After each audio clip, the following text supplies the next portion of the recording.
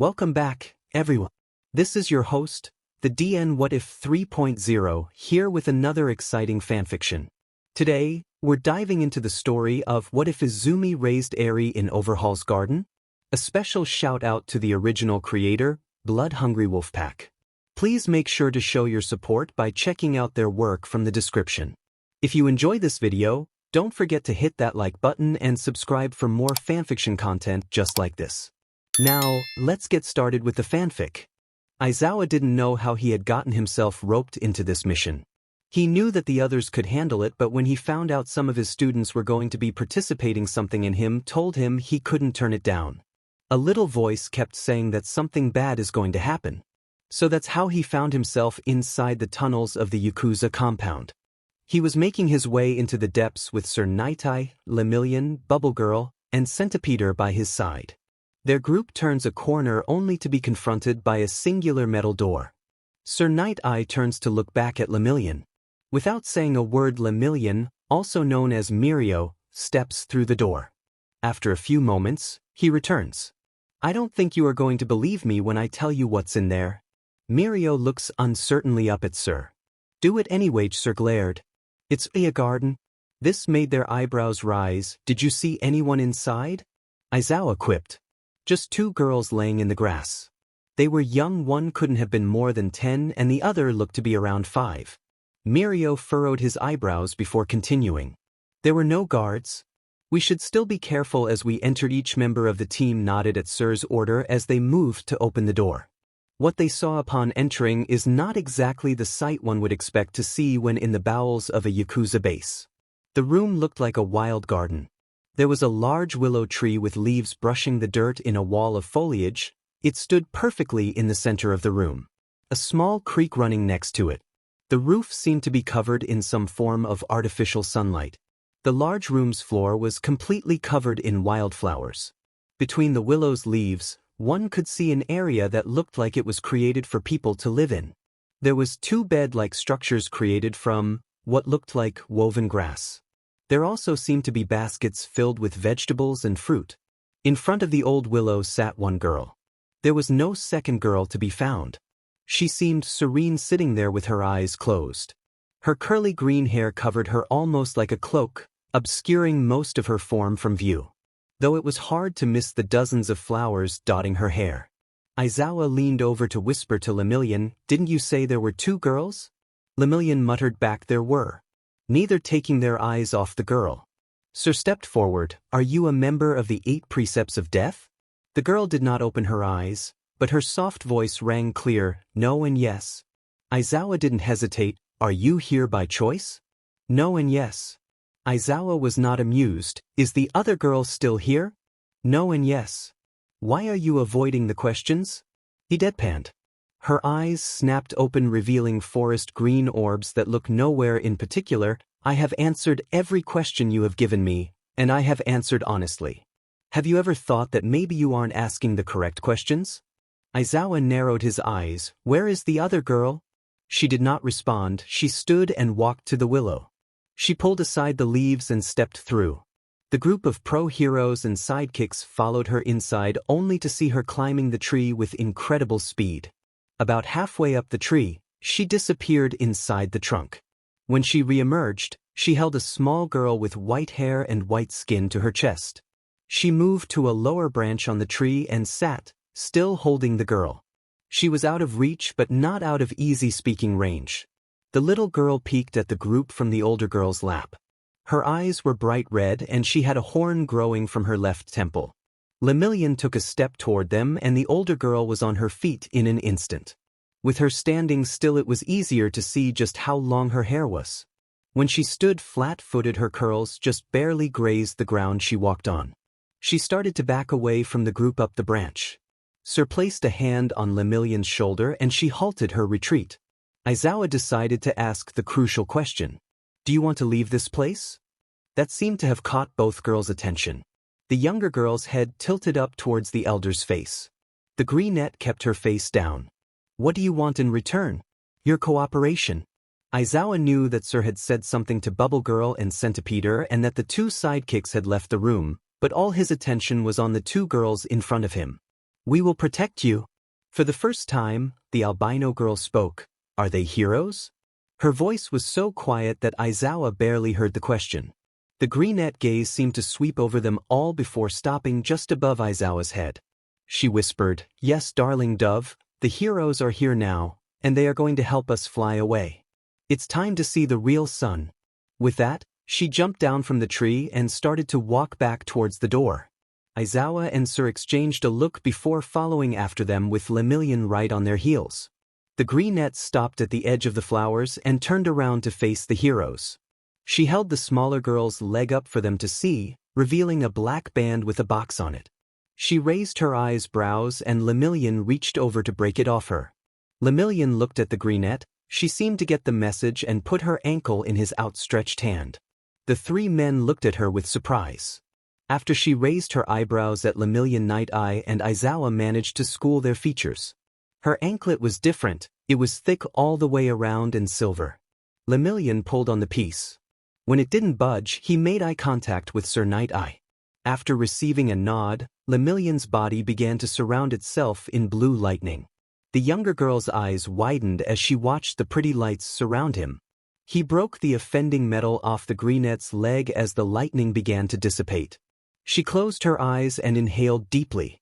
Upon her exhale, the three men could see a ring of green energy move outward from her body in a wave. She opened her eyes and smiled and met their eyes for the first time since they had met her. Little did they know that all around the compound weaker members of the 8 precepts of death were dropping to their knees. The heroes throughout the building were forced to watch as beautiful flowers grew from the villain's flesh. There was nothing they could do but watch as their skins split apart, and their muscles and tendon became useless. Not one died but many wished that they had. The younger girl began to squirm a little, so the greenette let her down and took her hand before walking ahead. Lemillion moved ahead of the two girls while Aizawa and Sir Night Eye stood behind them to form a protective triangle around the newly freed girls. They start to make their way out of the compound and Aizawa and Sir noticed 2 things. 1. Both girls are barefooted and wearing little more than rags. 2. Everywhere the greenette steps, a lush bed of flowers grows to leave a trail and protecting the girls' feet from the ground. They walk through the hallways and meet no resistance. The group of 5 eventually meets back up with Bubble Girl and Centipeder and they join in the protective formation. Centipeder joins Lemillion in the front while Bubble Girl takes Aizawa's place at the back. Aizawa shifts up to walk beside the 2 girls, walking next to the younger so as to keep larger people on all sides of her. Would you mind telling us what your names are? Aizawa watches them out of the corner of his eye. She pauses for a moment before saying, Her name is Eri, then quieter, I am called Persephone. Aizawa looks at her warily before stating, I asked for your name, I don't care what they call you. Her eyes grow wide and as she looks down at the floor he can barely hear her mumble. My name is Izumi. She peeks up at him after she says it. Nice to meet you Izumi and Eri. I'm the pro-hero Eraserhead, that over there is Sir Night Eye with Bubble Girl, and in front of you are Lemillion and Centipede. Izumi hums while Eri says a bright nice to meet you. They walk in silence for a little longer before Lemillion speaks up. Does anyone else find it weird that we aren't running into anyone? The fighting has already stopped. Izumi states as a matter of fact. All 5 of the heroes stop walking at that and turn to look at her. Izumi and Eri keep walking for a few paces before they notice the other have stopped walking. What? Izumi continues to stare ahead blankly. Aizawa and Sir narrow their eyes, though Sir is the one to make the important question, how do you know that fighting has stopped? She turns to them and stares blankly, her forest green eyes seeming to glow in the relative darkness. Isn't it obvious? When she doesn't anything from her rescuers, she sighs, You freed me, why would I let them hurt you? It also isn't particularly productive for them to be getting in our way as we try to leave. If you are implying what I think you are, then why didn't you leave sooner? Lemillion inquired. Are you that dumb? The anklets doubled as quirk suppressors and trackers. With that on me, even if I did somehow escape, without my quirk how would I defend myself when they found us 5 minutes later? She continued to walk, pulling Eri's hand to remind her to walk as well. The rest of the group snapped out of their stupor and resumed walking beside them. They were all silent for the rest of the walk. When they finally emerged, the group was surrounded by chaos. There were medics everywhere working on row after row of injured criminals, all of whom were handcuffed. There was a line of police cars containing the area and heroes everywhere helping the police with wrapping up the site. Sir snapped his fingers and his 3 sidekicks moved to help the other heroes. Izumi picked up Eri and tucked her head into her shoulder. She kept walking forward with Aizawa at her side and Sir Night-Eye moving to walk by her other side. Aizawa steered their, now smaller group, towards the ambulances in order to get the 2 girls checked over. As they walked through the rows of injured Yakuza, Aizawa got a good look at the injuries that they held. He saw the plant life and he wanted to vomit. He also couldn't help but notice that the Yakuza who were laying closest to their path looked at them in horror when each noticed the flowers that still grew around Izumi's feet as she walked. Many tried to move away only for their injuries to prevent any movement. Upon reaching an ambulance treating heroes, Aizawa found some of his students and sat the 2 girls down between Kirishima, Azui, and Uraraka. Watch these 2. Don't freak them out. And he was off in search of a medical professional. Sir Night-Eye stood over the group for all of 10 seconds before he was called by Fat Gum and Ryukyu to talk about how the mission had gone down. This left the 5 youngest people on the premises sitting together in silence. It was Kirishima who eventually broke the ice. Hi. I'm Red Riot. Oh, and I'm Uraravity and this is Froppy. Hello. Eri peeked at them from Izumi's shoulder and blurted out a hind back at them, which made them all giggle a little. Izumi set Eri down in her lap and stared off into the distance as she started braiding Eri's hair. I'm Izumi, this is Eri, Izumi mumbled. I'm guessing those are your hero names? Yup, Red Riot said, popping the P. We were part of the mission to take down the 8 Precept of Death. Izumi leaned down to Eri's ear and whispered something that the heroes in training couldn't hear, though it wasn't long before Eri burst out with a loud thank you. Izumi giggled quietly before going back to braiding Eri's hair. When she reached the bottom, Izumi tied it off with a flower and proceeded to create flowers in Eri's braid. So, I'm guessing you're quick and nature-based, right? Froppy stated while Uraravity looked at her with starstruck eyes. Izumi ignored the question and focused on the more important matter at hand. I can feel her looking at me? Izumi said to no one in particular. Sorry. Can you fill my hair with flowers like that? Uraravity said with a slight blush. She did not raise her head. Probably not. Why not? Uraravity pouts. Because Eraserhead is back. She states as the disheveled man walks up to their group from behind Izumi. The tired man just sighs and escorts the 2 girls over to the nurse he had waiting. After a thorough examination, both girls are cleared with perfect health. When they are released, the 2 girls find a man in a long brown trench coat and a fedora waiting with Aizawa. As soon as he notices the 2 girls, the new man turns to them to ask, would either of you be able to tell me how 2 young girls trapped in the depths of a Yakuza base managed to escape without a single injury to speak of? The greenette pulled a long lock of hair over her shoulder to play with before telling the strange man, that would be my doing, I don't like them so I make them disappear. Aizawa and the man exchange a look before the man introduces himself. My name is Detective Tsukauchi and I'm going to try and help you too, okay? The 2 girls nod their heads towards him. Well, first things first, we've all been up all night and everyone needs some sleep before we try to figure things out. Do you 2 girls have any family that isn't criminals? When both girls shook their heads, Tsukauchi could hear Aizawa sigh next to him. I'm too tired for this. They can sleep at my place for the night and we'll figure everything else out after they have slept some, Aizawa states. Are you sure? Tsukauchi's brows furrow and his lips purse. It'll be fine, I have an extra bed. I'll bring them to the station tomorrow. Aizawa deadpants before starting to walk off towards a car, gesturing for the 2 girls to follow him. After a moment of hesitation, they do. The last thing Hizashi expected to wake up to was his grumpy husband ushering 2 young girls into their apartment, one of whom seemed to be sprouting flowers wherever she walked. But that was what happened, and he would be damned if he wasn't going to enjoy it a little. I thought you had to have both parents' consent in order to adopt a child, let alone 2. Hizashi said smugly. Less talky, more taking care of children while I sleep. Aizawa grumbled as he trudged off to his bed. Or nots? Hisashi turned his attention to the two girls. Who might you little ladies be? After introductions all around, Hisashi, also known as Pro Hero Present Mike, asked the only important question. Are you hungry, little listeners? After a round of nodded heads and hopeful yes, Hisashi was stationed at the stove with a pan and a bowl of pancake mix at the ready. In a great show of skill, he only burned the first 3 pancakes, though the girls were still happy to eat them. After he had cooked up all the batter and sat the 3 of them down at the table with a big jug of maple syrup, Hisashi's curiosity got the best of him. I'm guessing he found you in the raid? After a few nods by people with full mouths, he continued, so I won't ask anything about your time there. But I would like to know how old the little listeners at my table are. Izumi choked down the pancake in her mouth, but still kept her eyes on them, before saying Eri is 6, I'm 15. At her words Hisashi's fork falls out of his hand and he openly gapes at her.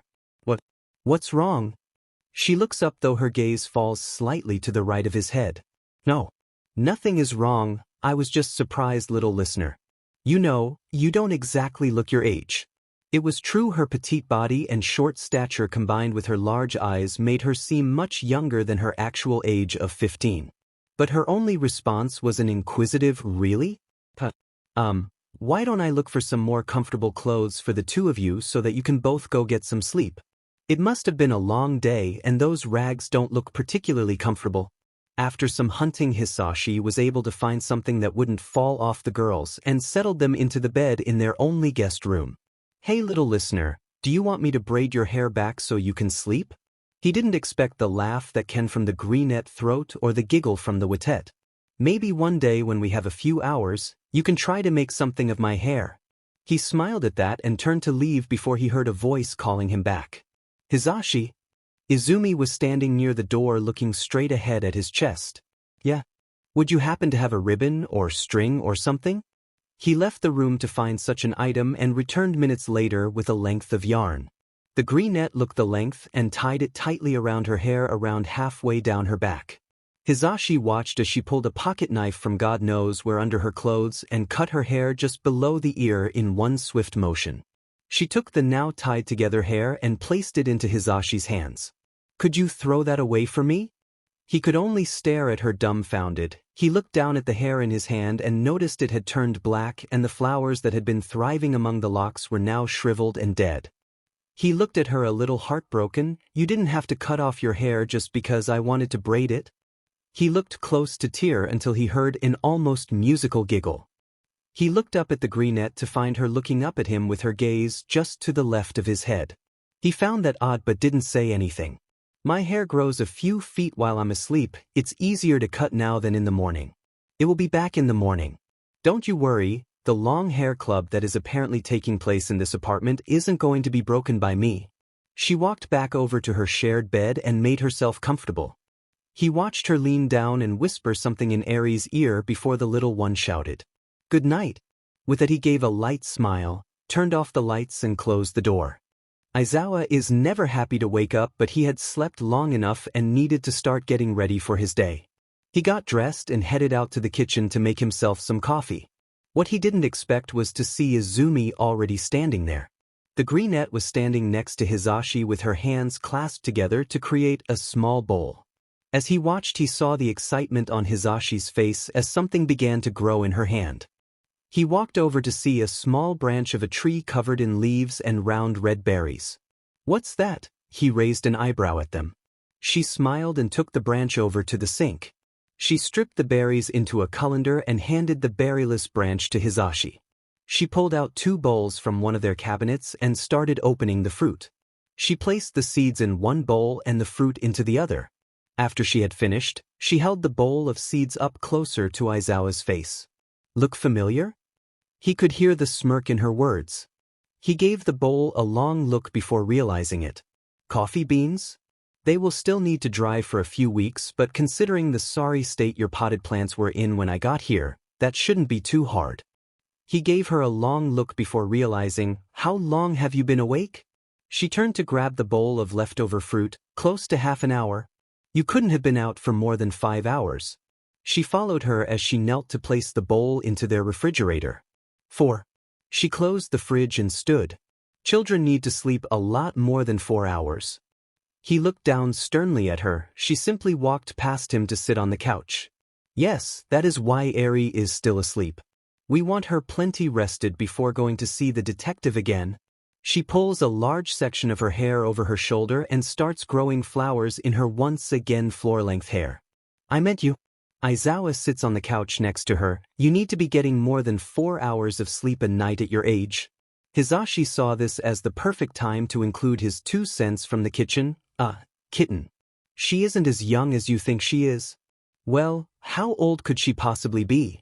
Aizawa looked condescendingly at his husband. She's 15. His gaze became incredulous as it swung to Izumi fast enough to give him whiplash. How? She switched to working on the other half of her hair. Quirks are a beautiful thing. They give us extraordinary abilities that are so unique to each person. Some people can produce elements. Some can change how we see the world. Some give us the power to take away other people's powers. That caught Aizawa's attention. He didn't think he had ever told her what his quirk is. Some quirks make us age at half the speed of normal while also having the amount of necessary sleep.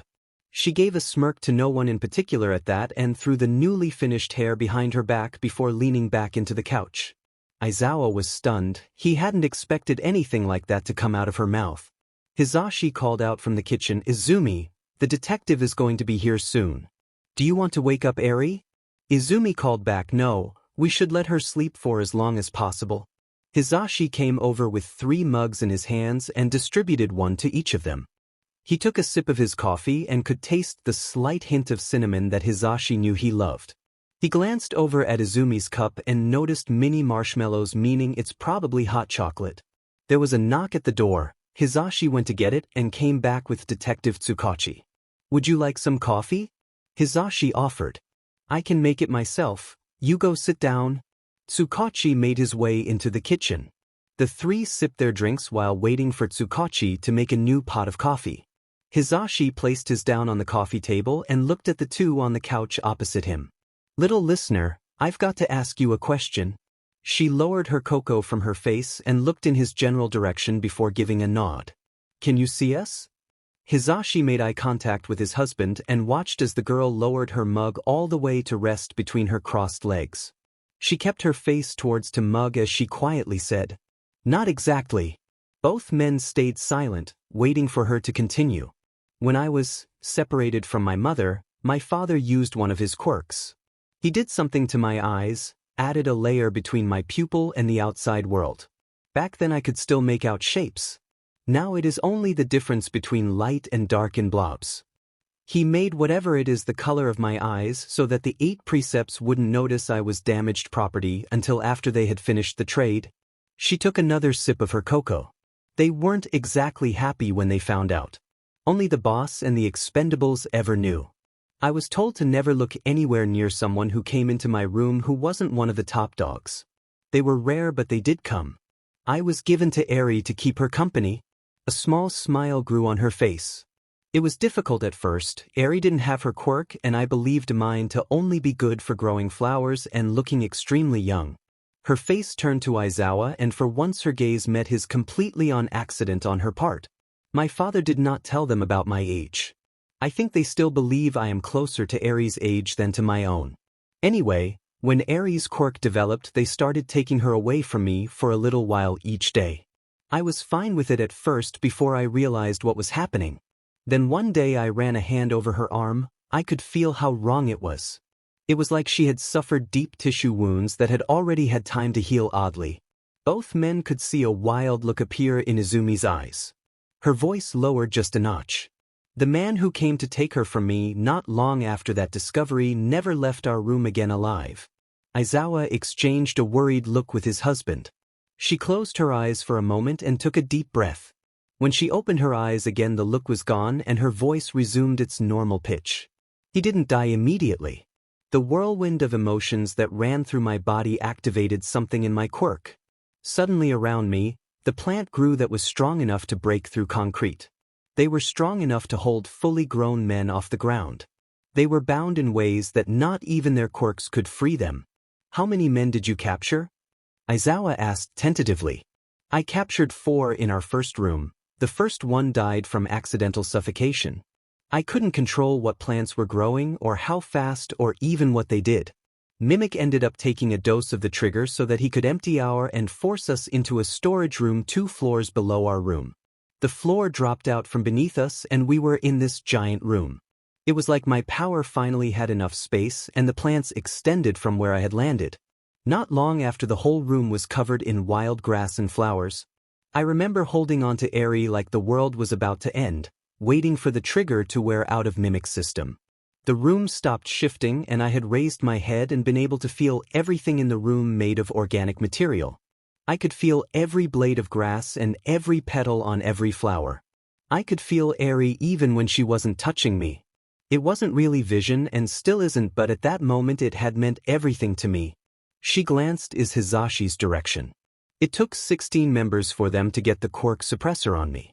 The only reason they succeeded was that I didn't really have any control at the time. That was 2 years ago.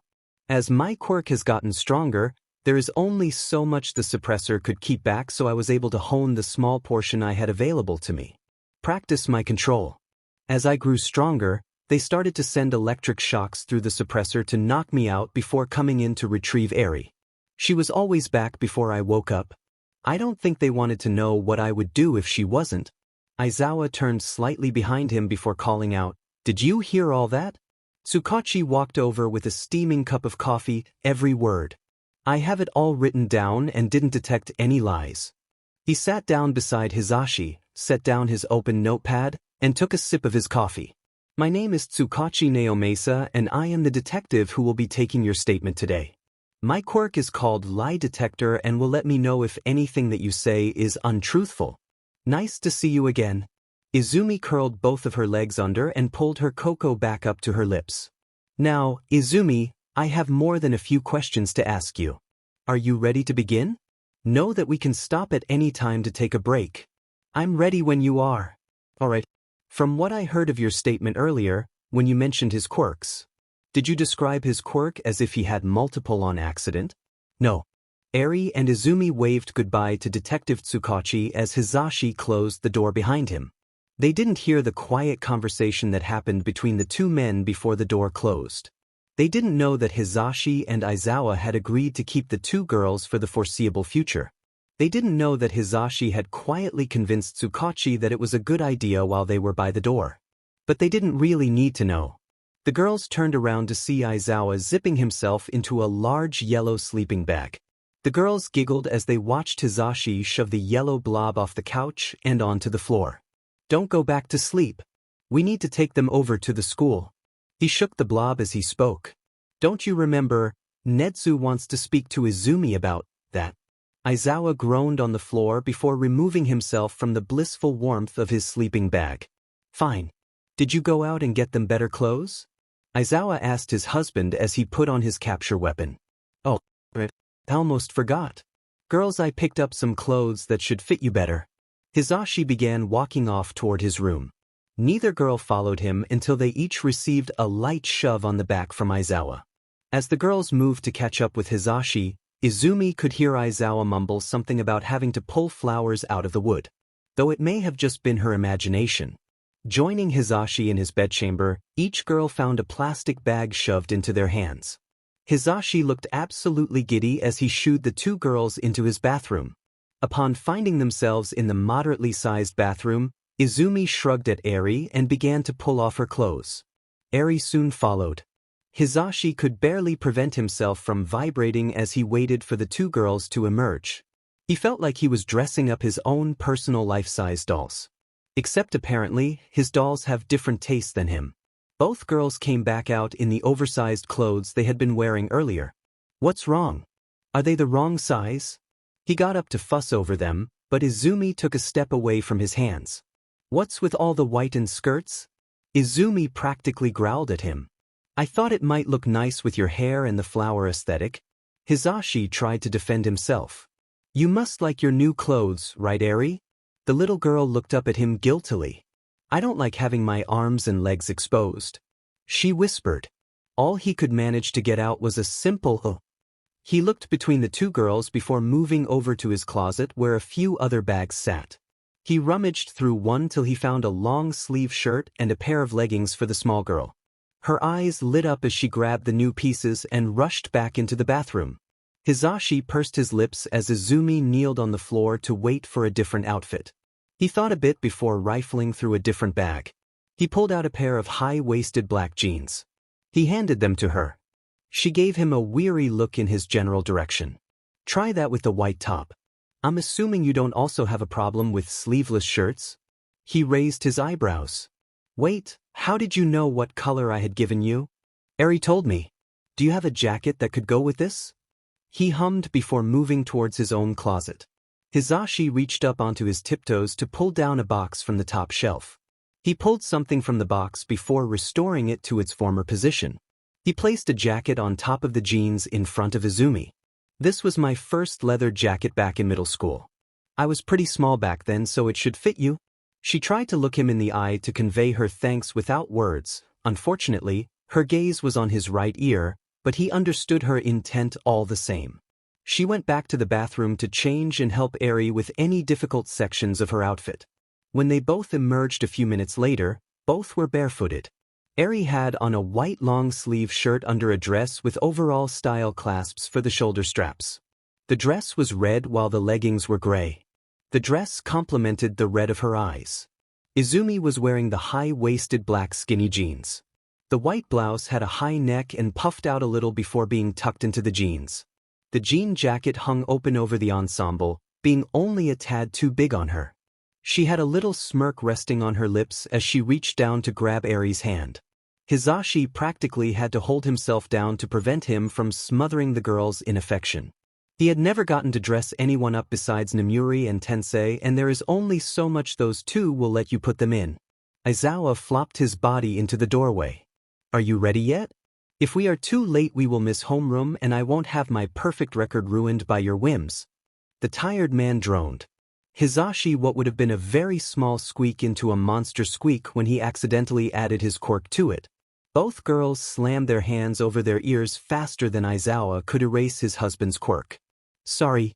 In his defense, he did look very sheepish, not that Izumi could see that, though she could feel the guilt radiating off of him.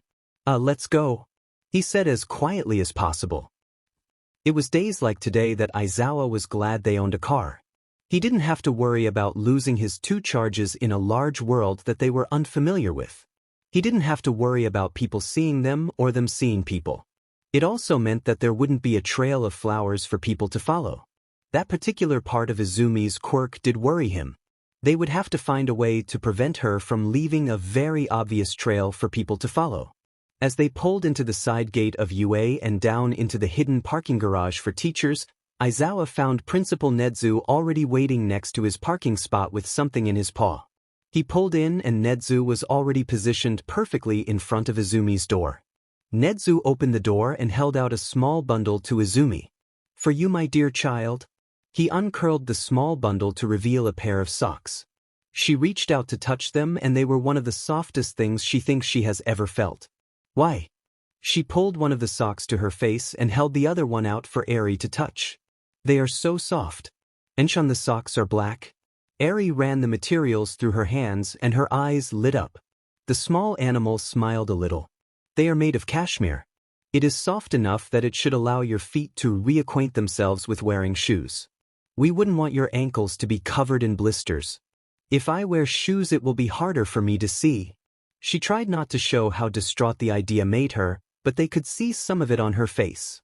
By this point, Aizawa and Hisashi had exited the car and rounded it to stand beside Nedzu. Eri crawled over to sit closer to her on the chair and gave her a hug from behind. She held onto the little arms around her waist. The more organic material that there is an area, the easier it is for me to feel the world around me. Then wouldn't all the students filling the halls of our school be enough for you to see properly? Nedzu inquired. She looked down. Humans don't five off the same energies that plants and animals do. The complex thoughts and emotions they give off are larger than their actual bodies. It's not equal in all directions around their bodies and it shifts. It's like when you are close to another person's body but not quite touching them. You can feel that they are there, but there is no contact being made. In my eyes, they are connected. Plants don't think, their energy simply resides in their bodies. You're odd. You are the size of a child but have an aura that completely hides your shape like a complete circle around you. What are you? She hears a chuckle. That's a good question. Am I a dog? Am I a bear? Am I a rat? Who knows? But what is important is that I am the principal of UA High School. He seemed to be expecting a certain type of answer. A high school. That would explain so many people wandering around. That apparently wasn't it. Though the disappointment in his energy didn't make itself known in his voice. Yes, and since this is an establishment of learning, we can't have trails of flowers growing throughout our halls, unfortunately. If you would allow one of our teachers here to pick you up, we can take you over to the support department to get fitted for some new shoes and then head over to Recovery Girl's office. It was here that Aizawa decided to intervene. Why do they need to go to Recovery Girl? They already received a clean bill of health. Oh, didn't I tell you? Recovery Girl knows a surgeon who she believes can help with Izumi's vision problem. Aizawa brought a hand to his face. No, you seem to have left that part of this visit out. Mike, can you sub for my homeroom? I'll go with the girls for all this. Hizashi nodded before giving Aizawa a kiss on the cheek and then making his way into the building. Eri poked her head out from behind Izumi's shoulder. Zawa, are you a teacher here? Aizawa patted her on the head before giving a small nod. The small girl let a small gasp. Do we get to meet your students? Aizawa looked towards Nedzu before saying, maybe a little later, after we have gotten you and your sister sorted out and comfortable. Izumi, can I pick you up so we don't leave a flower trail? She pulled Eri onto her lap before giving him a nod. He dropped his keys down to Nedzu before putting one arm behind her back and the other under her knees. She placed one of her arms around Aizawa's neck and the other across Eri's lap like a seatbelt. Eri was sitting on Izumi like she was a chair with her back against Aizawa's collarbone. He kicked the door shut and Nedzu locked the car before slipping the keys back into Aizawa's pocket and leading the way out of the parking garage. Sitting on one of the desks in the support department, Izumi held her foot out as Power Loader measured her feet. Eri, still sitting in Aizawa's arms, was playing with a small machine that was handed to her by an erratic girl in pink hair. What are you doing? Izumi asked Power Loader as she looked at the center of the light bulb-shaped aura. In reality, she was looking at his chin. He held up a piece of steel to her foot and then discarded it. I'm trying to see if we have anything that your quirk won't grow through, he says as he tries fiberglass under her foot. He continued trying material after material as Aizawa watched flowers sprout through each material. Why didn't you just ask me if I know? She leaned forward and tried to stare at him inquisitively. To be fair, the look was inquisitive, it was just not at his face. I didn't think you would, he replied sheepishly. You think I spent 3 years with the 8 precepts of death without them figuring out what material I couldn't grow through? She paused and raised her eyebrows. The walls of our room were made from obsidian. Really? Yeah. Something about the higher silica content in the felsic lava doesn't allow my flowers to grow when it hardens into obsidian. I don't know the exact science behind it, but my flowers can't grow on it. There are plenty of volcanoes in Japan where we could harvest obsidian. I'll check our reserves, we should have some. Power Loader though out loud. Izumi flopped onto her back, with her legs still hanging off of the table. She pulled her hands up to rest behind her head. In any case, it would be a good idea to keep a good amount of it around for anything she might need it for. Do we have any contacts on Kozushima Island? Aizawa inquired as he readjusted Eri in his arms. Nedzu should. I'll ask him to get us a supply. Power Loader pulled out a tablet and started scrolling through the catalog of supplies already inside UA. He stopped when he found what he was looking for. He pressed a button on his screen. Deep in the heart of UA, small robots started collecting the requested materials. It seems we have enough obsidian to make a pair of shoes or 2 for the little lady. Remember when you are making them that Izumi hasn't worn shoes in years. We don't want her feet covered in blisters. Aizawa's voice was even, but Eri could see the worry in his eyes. Come on, Aizawa, it's like you think I've never done this before. The robots arrived with the requested materials. Power Loader directed the robots as he spoke. Move on to your next appointment and let me work. Aizawa placed Eri back on Izumi's lap before picking up the greenette. Power Loader opened the door for them and Aizawa started the trek to Recovery Girl's office. He listened to the two girls chat as he walked. "And Aichun?" "Yes, Imudo? Why do you need special shoes?" "I think they want me to be able to walk around without breaking things or leaving a trail that people could follow us by." "Like Chisaki?" "Yes, like Chisaki. My flowers are pretty, but they make us easy to find. If we want to stay safe, then I have to have a way to not leave a trail." "Where are we going now?" Aizawa said something about going to Recovery Girl's office. He said she had found someone who could help fix my eyes. "Am I not a good enough guide?" Izumi spluttered. "Oh, darling, you are wonderful. Unfortunately, we can't always be together as we grow up. If my eyes get better, we have more opportunity to learn to be independent. Does that mean you want to leave me?" Izumi could feel the spasms in Eri's diaphragm as she tried to hold back tears. "I didn't mean it like that, Eri, and you know it. I meant that the adults are probably going to want to reintegrate us into the school system at some point. I know I taught you a lot of things, but not anywhere near enough for you to be in my grade in school." Izumi held Eri tighter. "I'll always be there if you need me, but I want you to be able to meet people your own age, and that means you can't always be reading signs for me and telling me what color things are." Eri sniffled. "Okay, but they can only do it if they are really careful." Eri grabbed Izumi's face between her small hands and squished her cheeks. An unfamiliar voice responded. "We will be as careful as physically possible." Eri turned around to look at the man who just spoke. He was tall with dark purple cropped hair. He was wearing a lab coat and blue scrubs. His face looked kind, though he was missing a small piece of his left ear. She gave him a long look before holding out her hand towards him with her pinky out. "You promise?" The determined look on her face brought a smile to his. He held out his pinky and grabbed hers with his before shaking their hands. Eri smiled brightly at that. Aizawa hid a small smile behind his scarves. "My name is Dr. Connery. Would you like to come in?" Dr. Connery opened the door for Aizawa. As Aizawa stepped in, he noticed a sectioned-off area of the office. Recovery Girl was sitting at her desk when they came in. He set Izumi on the closest bed and picked up Eri off of her lap. "I'm going to have Nemuri watch Eri. I'll be right back. Do not start until I am back." Aizawa took the small girl and left the room. He didn't see Izumi's face lingering on his retreating form as he took Eri away from her and left her alone with people she did not know. As the door shut, she turned back towards the two doctors in the room. Dr. Connery started. "Do you know what we are going to try to do today?" She looked up at him. His aura was perfectly formed to his body. It was shaped exactly like him. She stared in wonder. She could see the outline of his hair and the curve of his cheekbones as he smiled. It was amazing. She replied in a daze. "You are going to fix my eyes." He chuckled. "Do you know specifically what we are going to do?" She snapped out of her daze. "No. We are going to cut into your eye and remove the part that is preventing you from seeing properly. We are hoping that the quirk placed on you is a one-time thing and that the lining won't grow back. Does that sound okay to you? Will I have to be awake while you do it?" It was Recovery Girl that replied this time.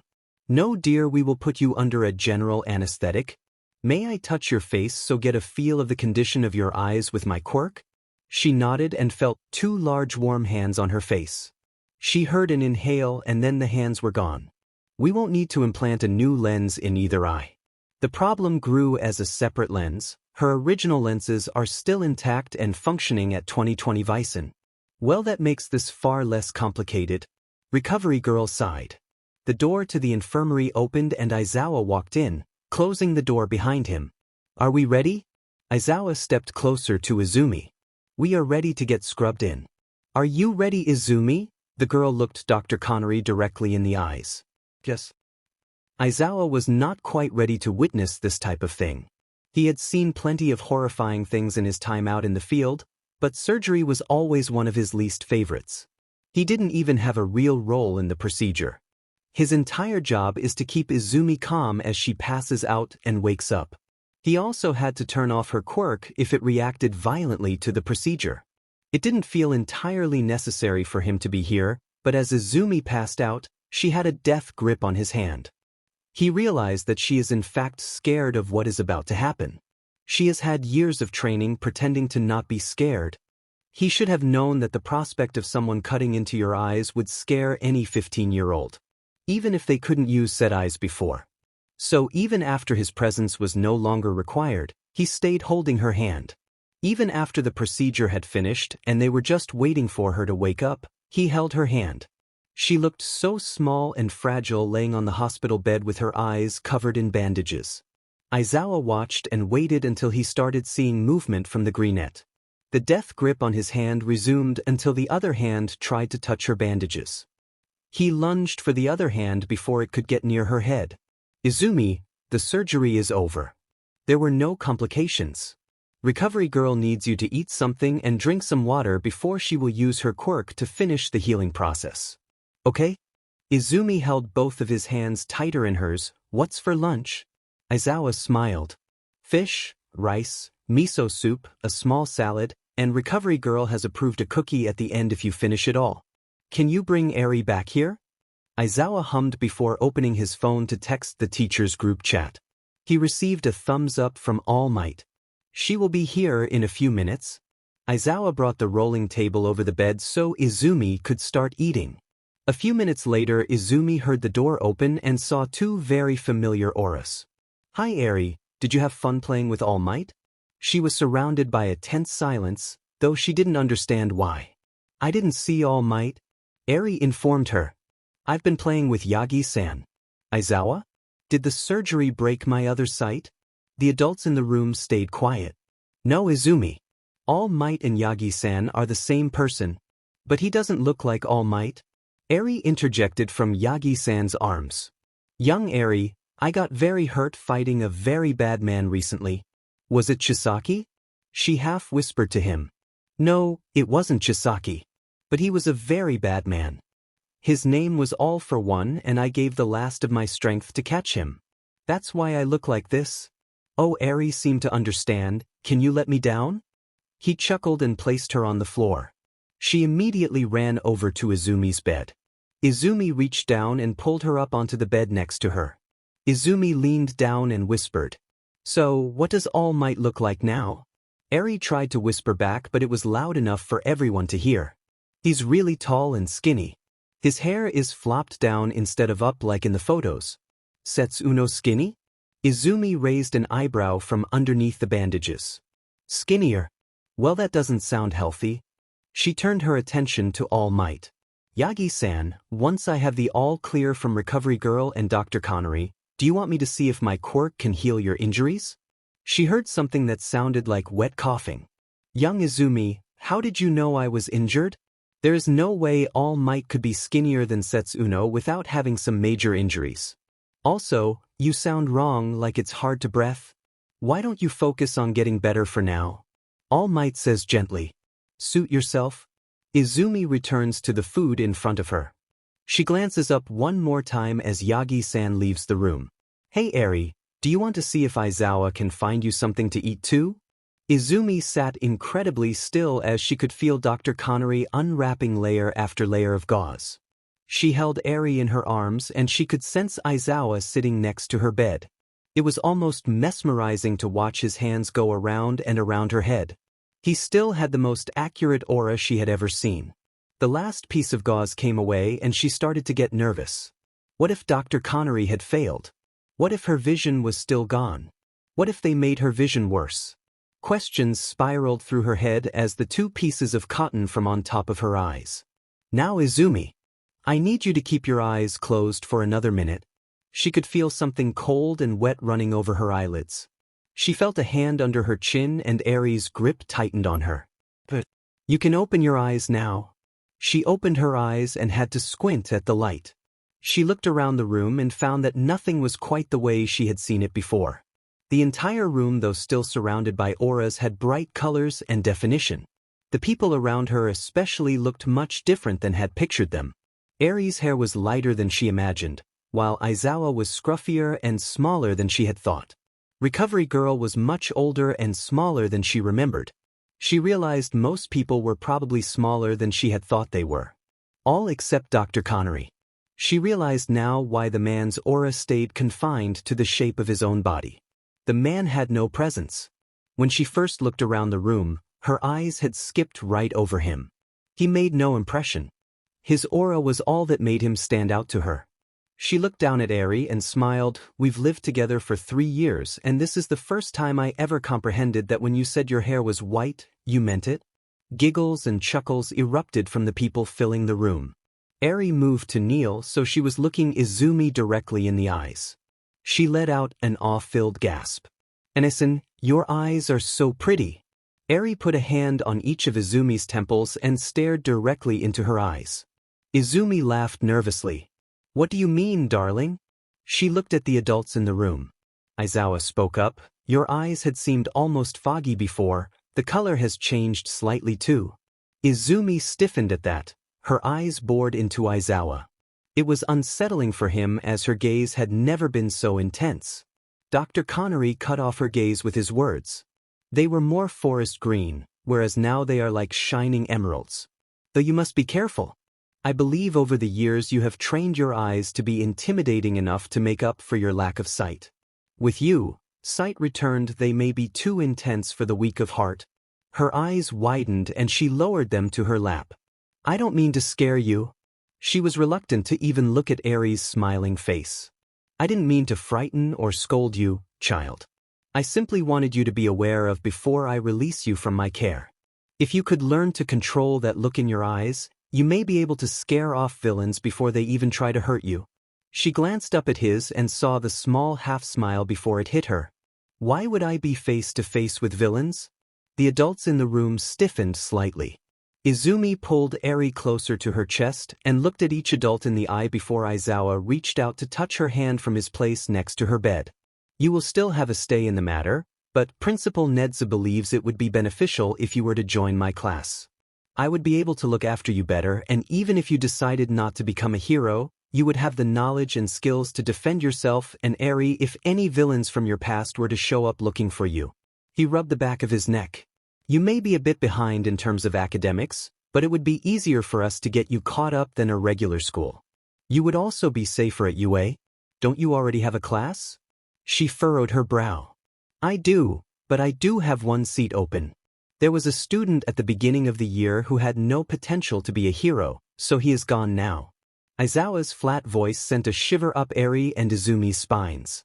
"If Anai-san is in class, what will I do?" Eri pipped up as she pulled her head away from Izumi's chest. "You will work on studies appropriate for your age with me." No one had noticed the door open and Principal Nedzu being carried in by All Might. "We can set up a comfortable space in my office for Eri to play, and I can get her caught up to her age group in terms of academics." Nedzu jumped down off of All Might's shoulder and walked over to the side of the bed opposite Aizawa.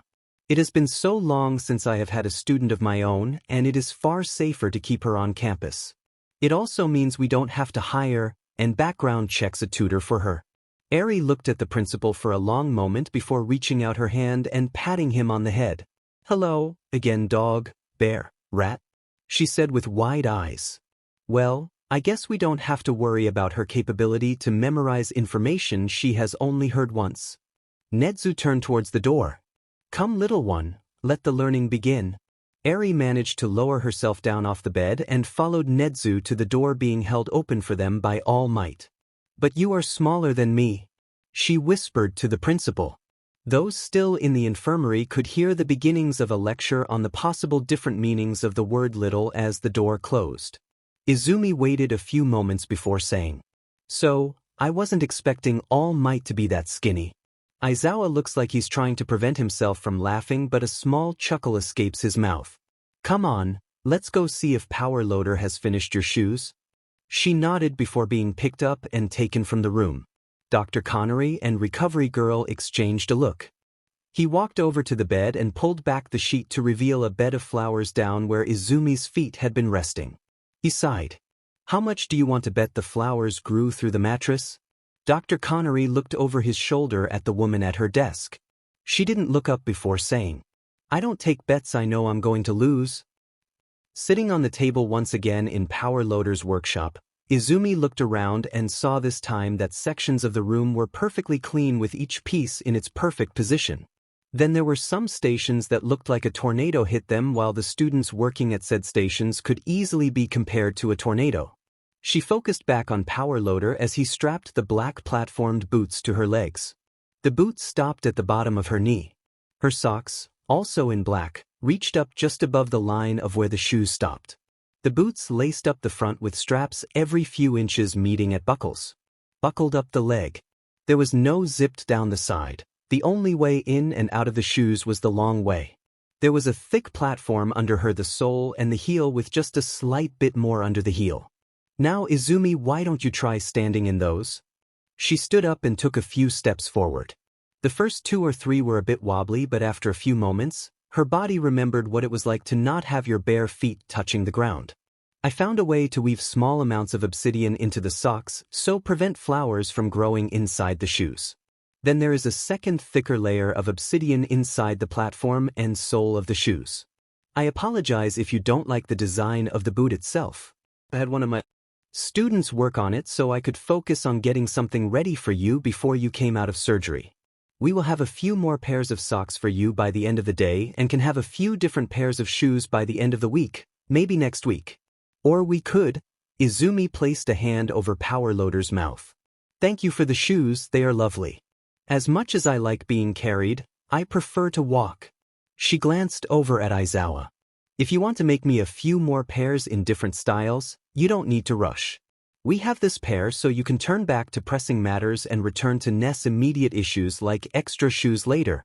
Power Loader gave her a nod and walked Izumi and Aizawa to the door. As the walk down the hall, Aizawa checked his watch before gaining a panicked look in his eyes. What? She asked. The students are being released for lunch in 3 minutes. I don't think we should have you around so many people just yet. They started walking faster. The end lunch bells rung and Aizawa pulled open someone's office and closed the door behind Izumi as the halls began to flood with people. Bakugo didn't really want to deal with Dunce Face today, but the moron just would not stop following him. If he had any hope of peace at lunchtime, he would have to escape before he, Raccoon Eyes, or Shitty Hair managed to catch up. They're his friends and he would do anything to help if they really needed it, but he wasn't going to tell them that. Sometimes he just needed an hour away from them, and with the dorm system, that relief no longer came from home. As soon as the class bells rung, Bakugo was out of there. He mixed in with the growing crowds of students before the other could catch up to him. He was following the crowd towards the cafeteria when he spotted in the distance a head of curly green hair disappear into a teacher's office. He thought he recognized that curly mess and was about to investigate before shaking his head. He snapped himself out of what must have been a hallucination or a trick of the lights. The owner of that hair has been dead for years.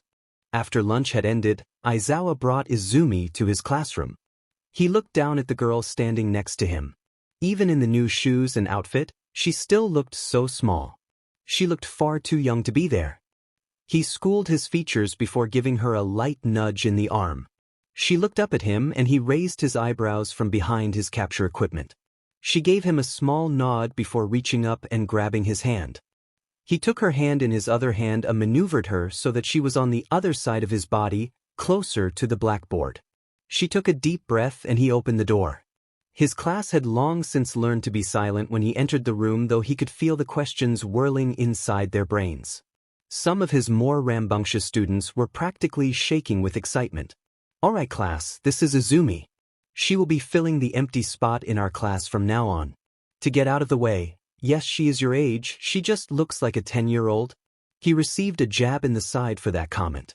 We are going to be having a study hall period so that she can get used to all of you. I don't want any noises loud enough to disturb the other classes. This would usually be the moment where he would go lay down in the corner, but her grip on him was too tight. It reminded him of when she was going under for surgery, and he knew that this brave face she was showing was not how she felt. He looked at his students and saw all the reactions he expected except for one. Bakugo looked shocked. His mouth was hanging slightly open and his eyes were wider than Aizawa had ever seen them. He moved to sit at his desk at the front of the classroom. As much as he wanted to at least sit in his sleeping bag, he didn't fully trust the reactions of his students to not scare the shit out of his ward. Izumi looked out over the small sea of teenagers. As Aizawa sat down at his desk, she looked over at him. She took a breath and released his hand before stepping forward slightly and saying, "Hello." Some of the students said hello back while 3 that she recognized from the rescue gave her little waves. A boy with glasses stood up from his desk abruptly and started making his way towards her, saying something about welcoming her to the class, but all she could focus on was the odd and erratic way he was moving his hands. It was almost like a robot. She was so focused on the robot man that she didn't notice a vaguely familiar blonde making his way towards her until he was too close. The only reaction her brain could think of in that split second was to defend. She didn't want to use her quirk on a random kid, so what did she do? She punched him directly in the face. Bakugo flew back to his seat and the entire class froze for a moment. Then they heard a soft chuckle from Aizawa, and that was all it took for the entire class to lose their minds. There was yelling everywhere, people were arguing and laughing, and the robot boy seemed to be scolding her. She just backed away slightly to be standing behind Aizawa's chair. The boy from the rescue, Red Riot, walked calmly over to her. He shook her hand and welcomed her to their class. Aizawa had had enough of the noise, so he stood up and flashed his quirk at all of them. They quieted down and returned to their seats. In case none of you realized, Izumi is one of the 2 girls that was rescued from the Shai Hasaikai. This means that rushing towards and crowding a girl who has been fighting most people she sees for the past 3 years is a bad idea. Bakugo, be glad she didn't use her quirk on you. That would have only ended in disaster and possibly the end of your hero career. Aizawa glared at Bakugo. Bakugo scoffed. How could a dumb flower quirk end my hero career? Aizawa's eyes sharpened at the comment. His quirk activated and he pulled his capture weapon up to float around his head. Would you like to tell me how exactly you know Izumi's quirk? He moved around his desk to tower over Bakugo. Izumi took the opportunity to steal Aizawa's chair. The nerd and I have known each other since we were in diapers. Of course, I know her quirk. Izumi's head snapped to Bakugo as her emeralds bored into him. Aizawa looked between the 2 before hauling up Bakugo and moving with him towards the door. "Ozu, you are in charge," he called over his shoulder as the door closed behind him. Ozu shook herself from her shock before making her way up to the front of the room. "Everyone, why don't we take this time to introduce ourselves so that Izumi can learn our names?" She introduced herself and then had the class go around in numerical order giving their names. The boy who was Aizawa dragged out was Bakugo Katsuki. He is seat 17. You will be seat 18 right behind him.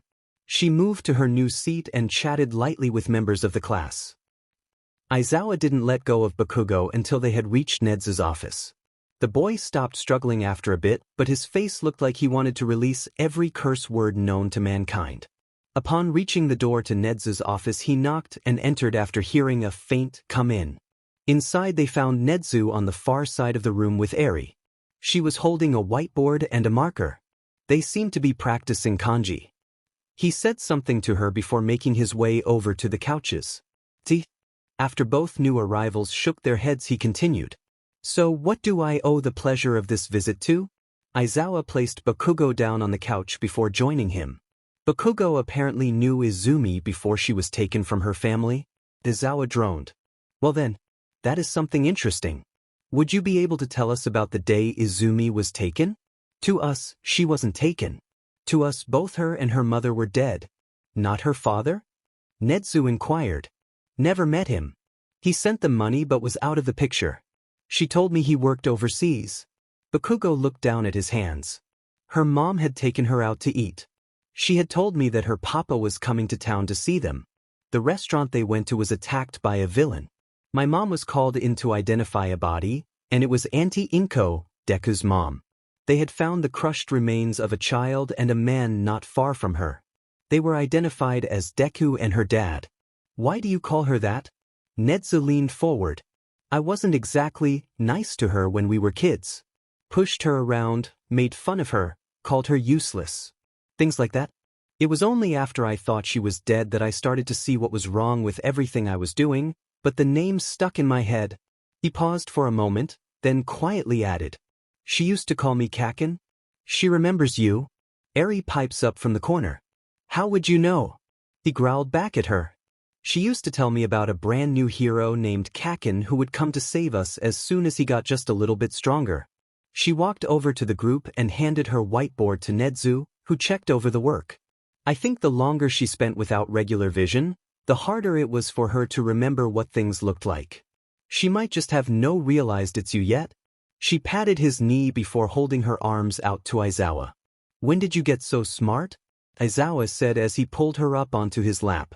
Forever, she said with a smile. Sounds about right, he drones. At home that night, Izumi lay on top of Eri on the couch. The little girl was calling for help while the greenette just giggled.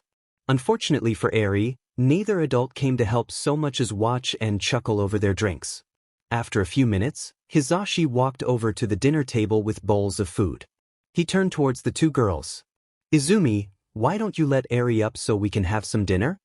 Hizashi makes a large beckoning motion, forgetting that Izumi can, in fact, see him now. She smirks before rolling off of the couch and Eri. After she has hit the floor, Eri tries to leave the couch to go to the dining table. Izumi grabs her and pulls her down to her spot on the ground. Eri lets out an ear-shattering squeal, almost comparable to Hizashi when he isn't using his quirk. Izumi releases her before rising to join everyone else at the table. She sits at the table with a blank expression that could rival Aizawa's. She looks up and stares at Hizashi in the eyes with her mimicked deadpan. Arg. Stop that, it's creepy. Hizashi turns his face away while still maintaining eye contact. Aizawa joins Izumi in his signature deadpan. Eri tries to join them but ends up giggling too hard to focus. Her giggles trigger a peal of laughter from Izumi and a small smile from Aizawa. Hizashi sighs in relief. Oh, thank God. I made katsudon to celebrate the progress of the day. Izumi looks down at the bowl in front of her. Hizashi watches as her eyes start to grow shiny. She continues to stare down at her food with watery eyes. She takes a small bite and lets out a small huff of laughter. She looks up at Hizashi and closes her eyes with a smile. Thank you. It's just dinner, kiddo. He replies, a little worried by her reaction.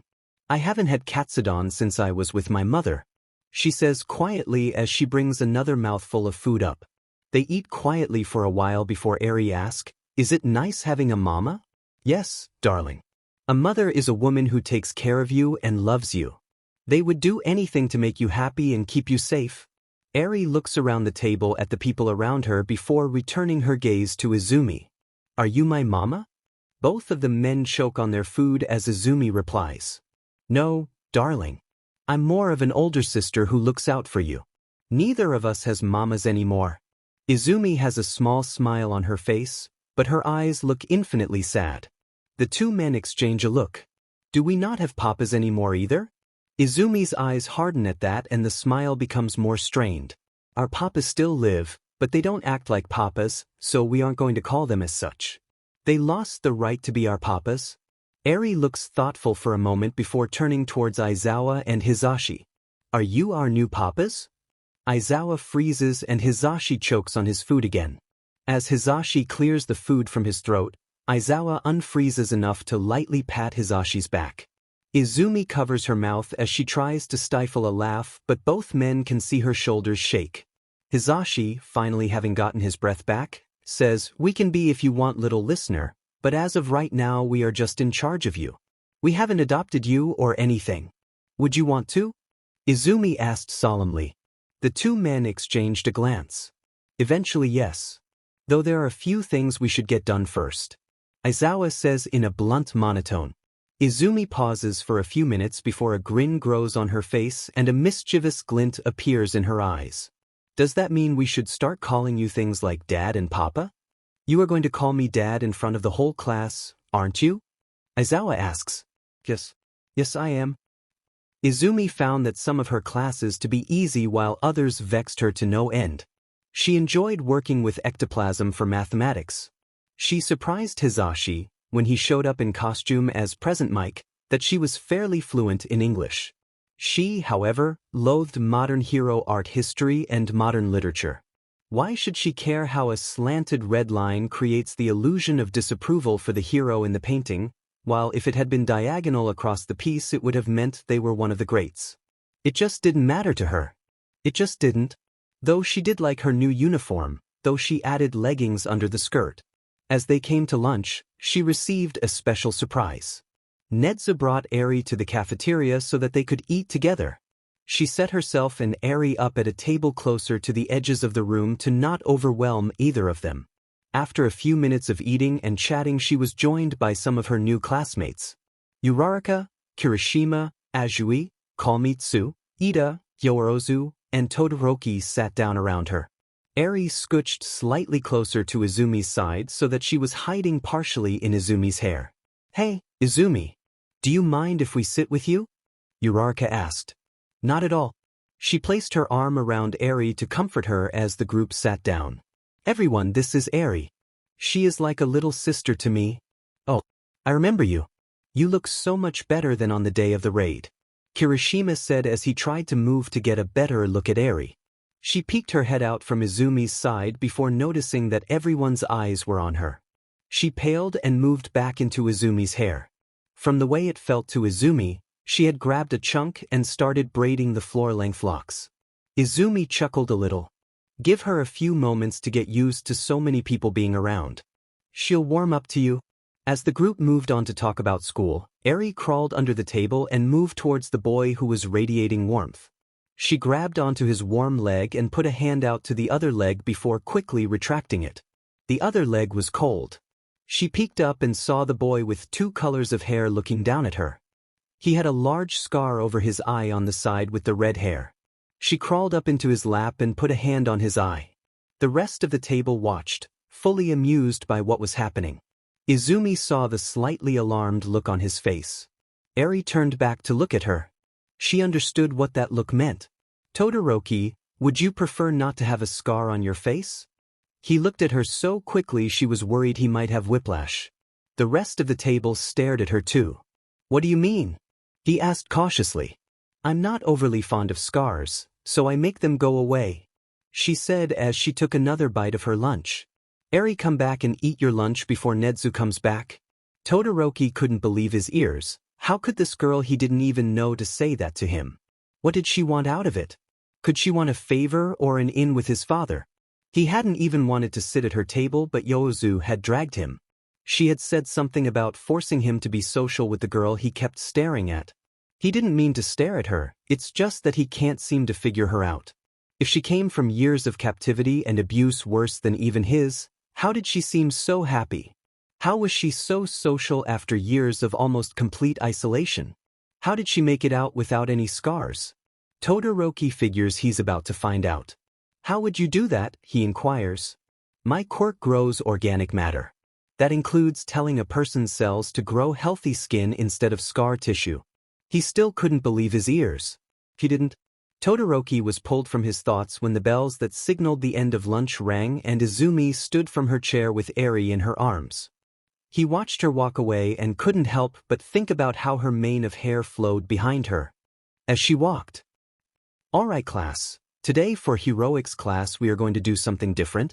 The whole class gulped audibly at Aizawa's words. "We are going to be having a joint lesson with Class 1B about fine-tuned control.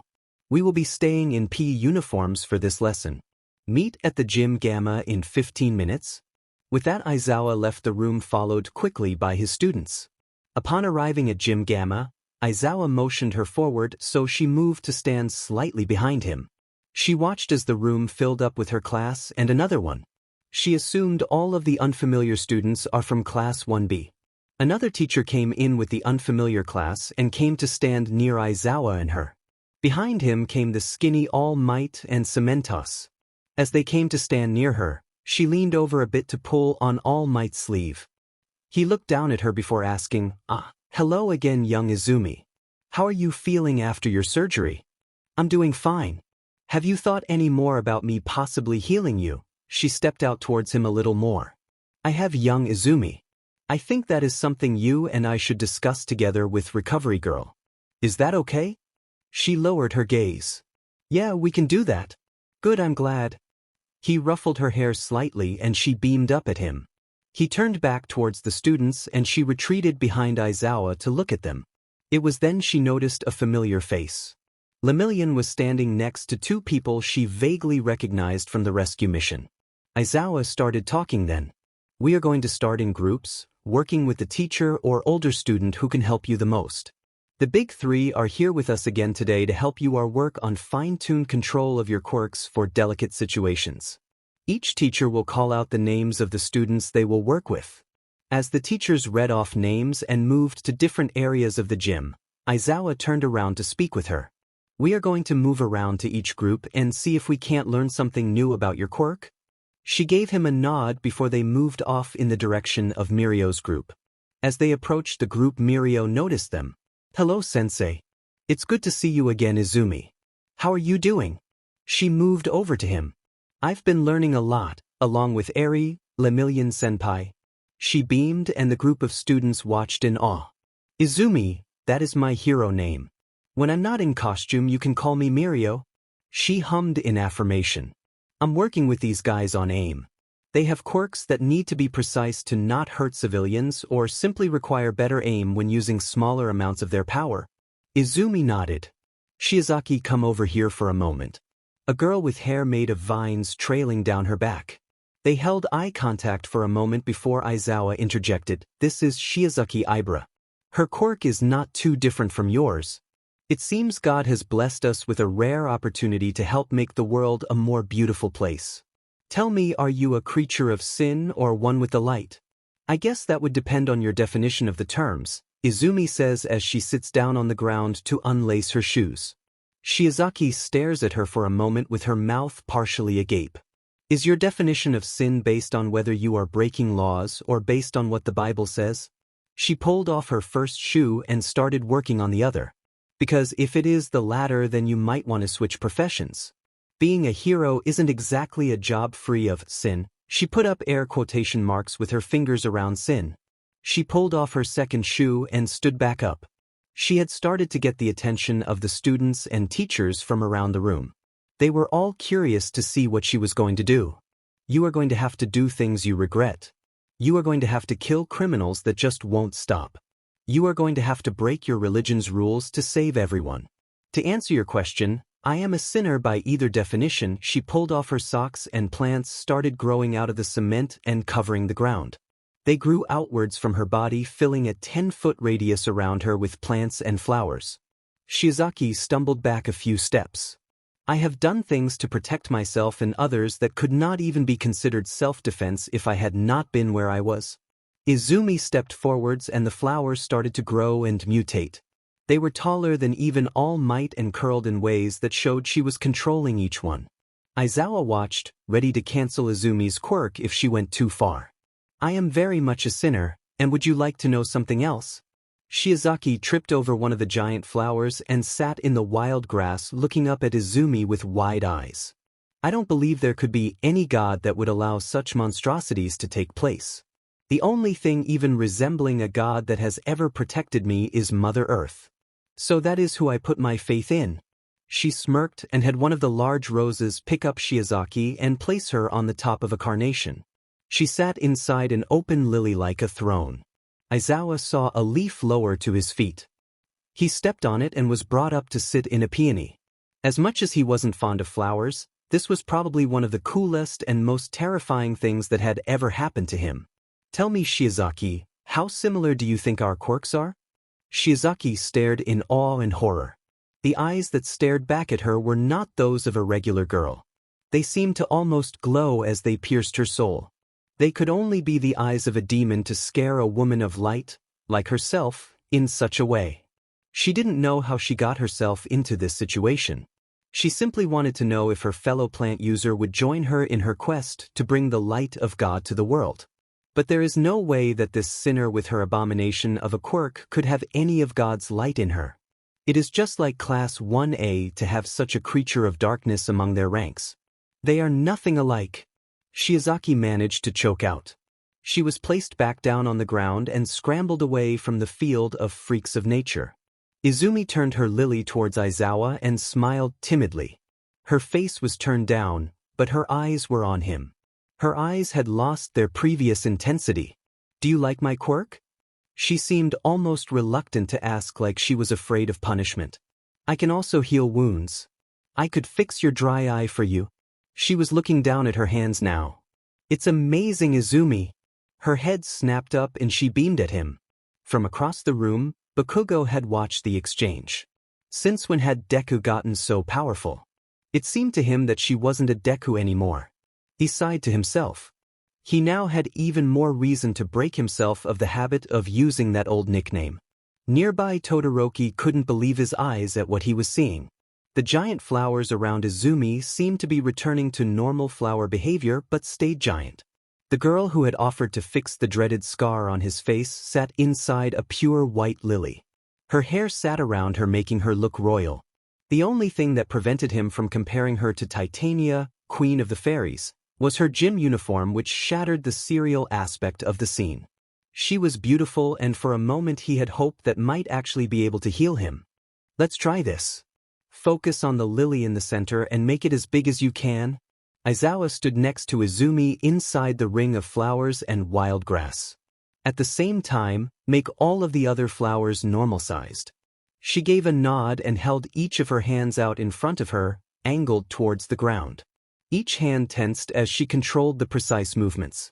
"What next?" she asked once the lily was touching the ceiling. "Can you uproot the lily? Is it capable of being used as a means of transportation?" She shrunk the lily down to the size of a large car before attempting to uproot it. The lily pulled up one root and then another as it started to drag itself forward. Aizawa looked over at Izumi and saw that her nose was bleeding. He immediately cancelled her quirk and caught her as her knees gave out.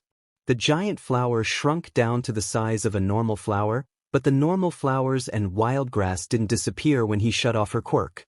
"Interesting. Why don't we take a water break?" She gave a nod before leaning back into him. Her breathing was starting to calm down after such a workout. He helped her up and supported her weight as they walked over to the benches that housed the water spigot. He brought her water bottle to her and they discussed theories about her quirk and the other students' quirks around her that they could easily see. "That boy over there, with the explosions, what's his name?" Her brow was furrowed. "His name is Bakugo." "Why do you ask?"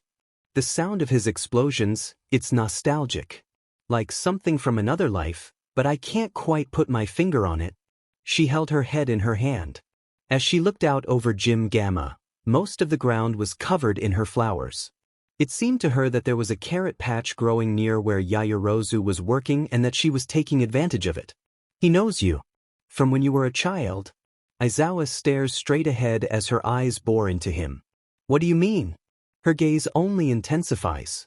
"Well, he is cut off by an approaching student. That was really cool earlier," a girl with hair covering her eyes said. She beamed through her hair at Izumi and Izumi gazed warily back at her. "Izumi, this is Komori Kinoko. She can grow mushrooms at will that last for 2 to 3 hours. The girl tilted her head to peek at her through her bangs.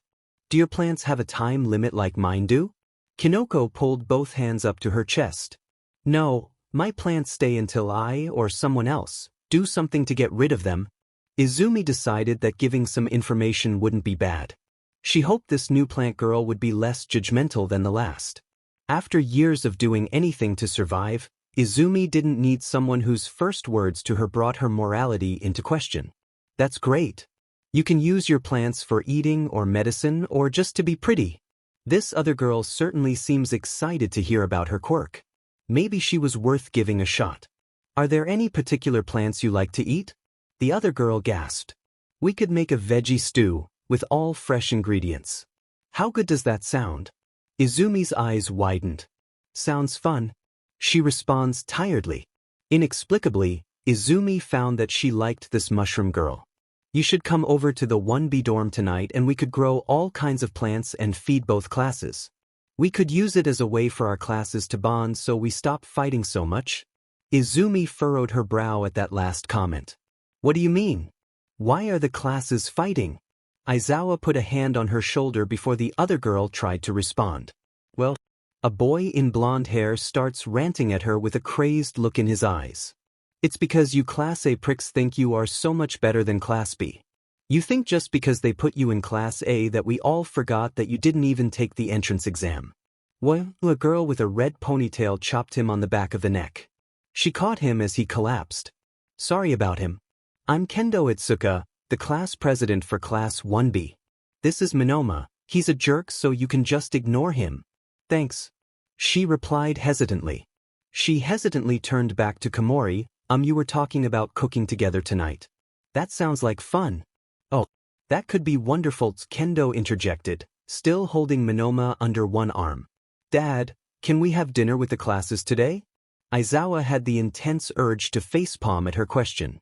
Neither of the girls with them noticed the mischievous glint in her eyes, but he did. If you are cooking, then I don't care. Izumi beamed at him as they stood to return to work. You have all done good work today, Aizawa addressed both classes gathered in front of him. A few of your classmates have offered to do further training for the precision of their quirks to cook dinner for all of you. You will assist them in any way they request and not more. He glared at some of his more problematic students. You are dismissed back to the dorms. Preparations for dinner will start in an hour and a half. He turned around and walked away. Izumi trotted behind him and sent a smile over her shoulder at Komori. Ibra turned away from both girls with a look of disgust on her face. Some of the other students could hear her murmur something about filthy sinners. Set it down right there. She instructed Shoji. He gave a silent nod and placed the large portable stove on the grass between 1A and 1B's dorms. Izumi looked over her shoulder. Nedzu-sensei, are you sure it's okay for me to tear up the grass for this? Nedzu walked up beside her. Yes, dear child. I think it would be a good idea for there to be gardens outside every dorm. It would give the students an activity outside of their studies and training that may prevent mental deterioration. I have watched too many promising students in my time that overworked themselves and could not continue. Izumi gave a hum as she watched Tokoyami and Dark Shadow carry bowls and mixing utensils. Place those on the bottom shelf of the middle prep table. She called out to Tokoyami. She received a solemn nod from Tokoyami and an excited salute from Dark Shadow. They both turned to do as asked, and it looked like Tokoyami started scolding Dark Shadow. She turned back to Nedzu. Would you like me to start and then we will fence off a garden, or do you want to fence off a garden and then I will start growing? Nedzu hummed. You can grow first so that this endeavor does not extend past curfew. We can always regrow to grass if you use too much space. Though I would prefer you to keep your shoes on during this project. She let out a huff of a laugh and looked down. Of course.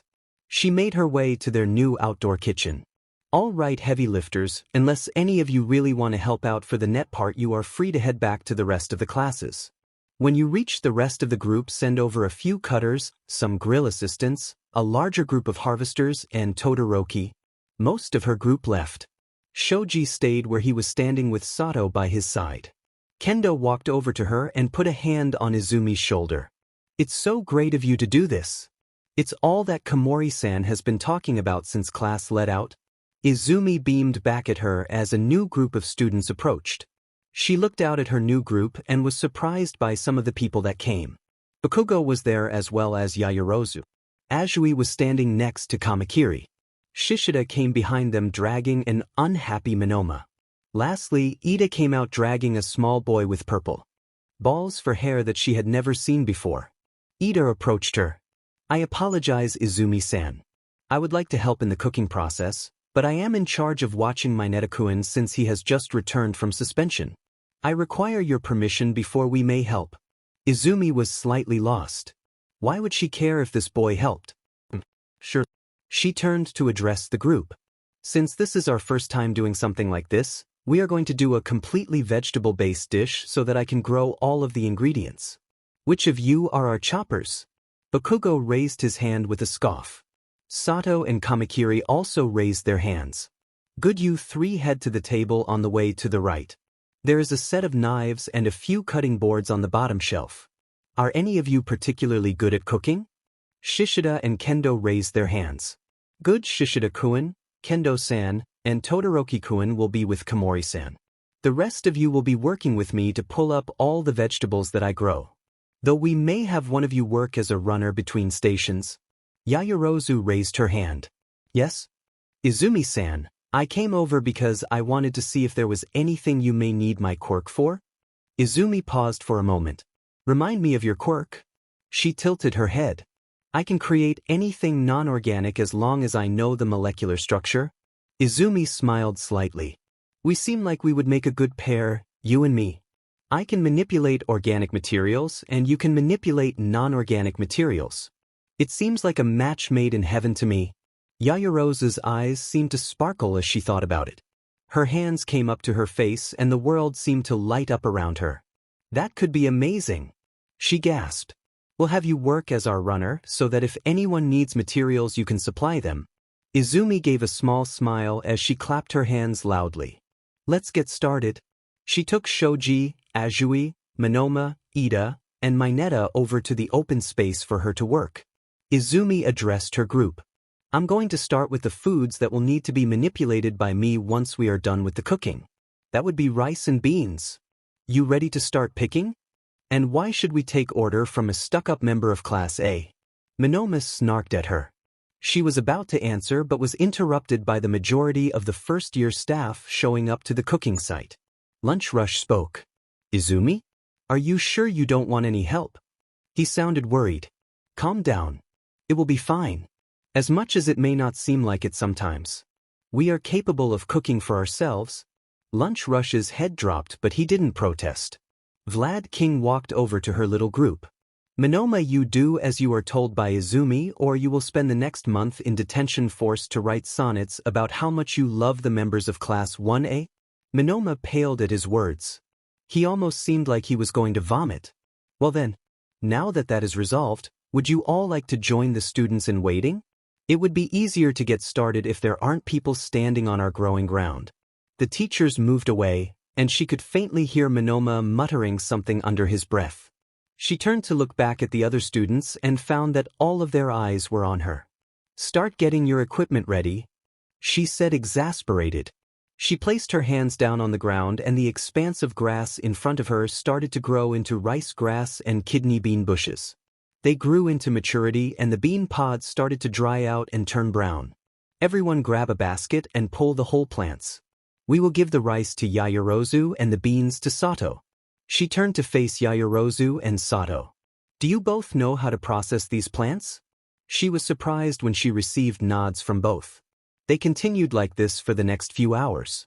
At some point, Tetsu, Kirishima, and Uraraka came over to help with harvesting.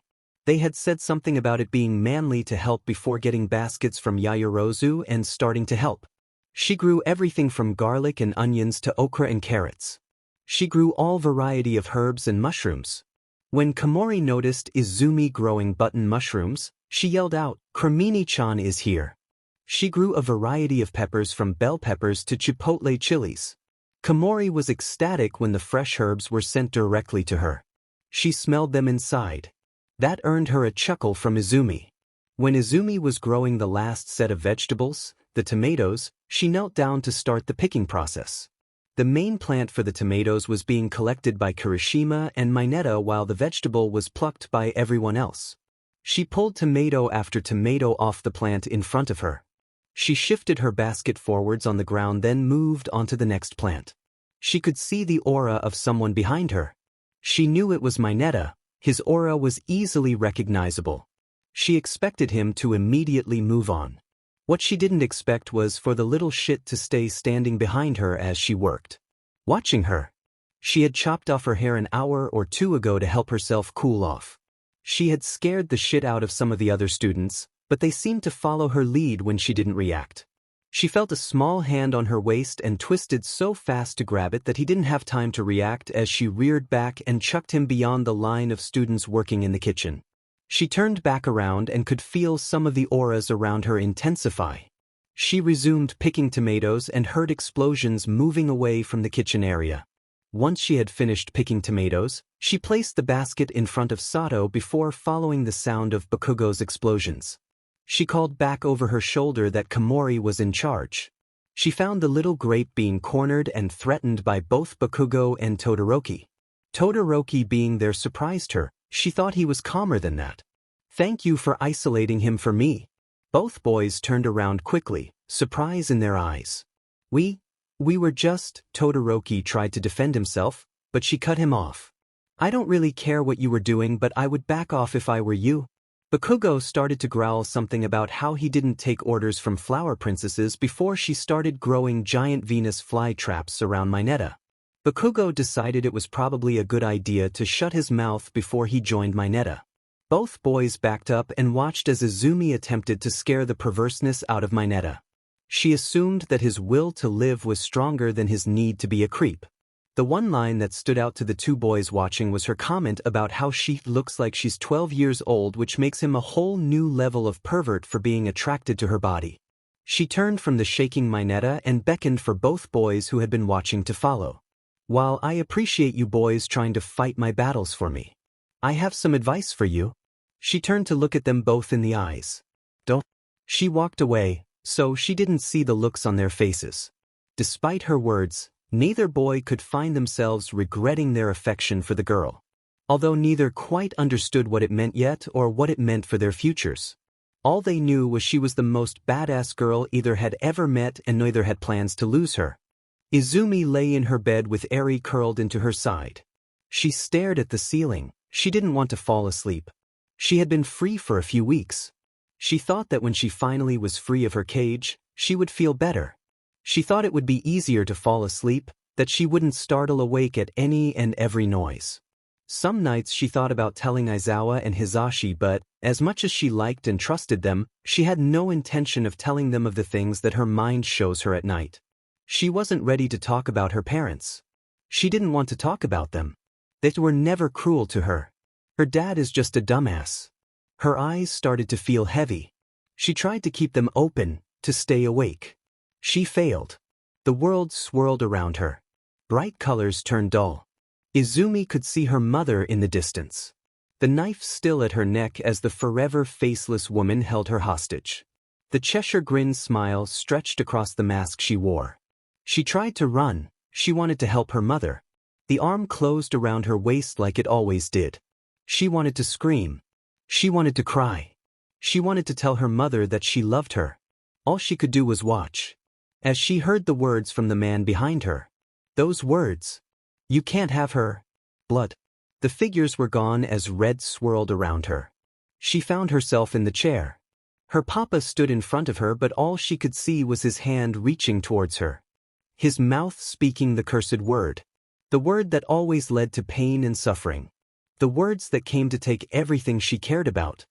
His hand covered her eyes, blocking her vision of him. She hadn't known at the time that that would be the last time she would see anything for years to come.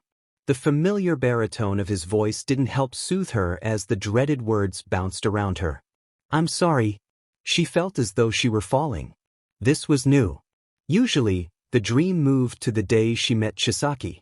She found a little boy in front of her. He had blonde spiky hair.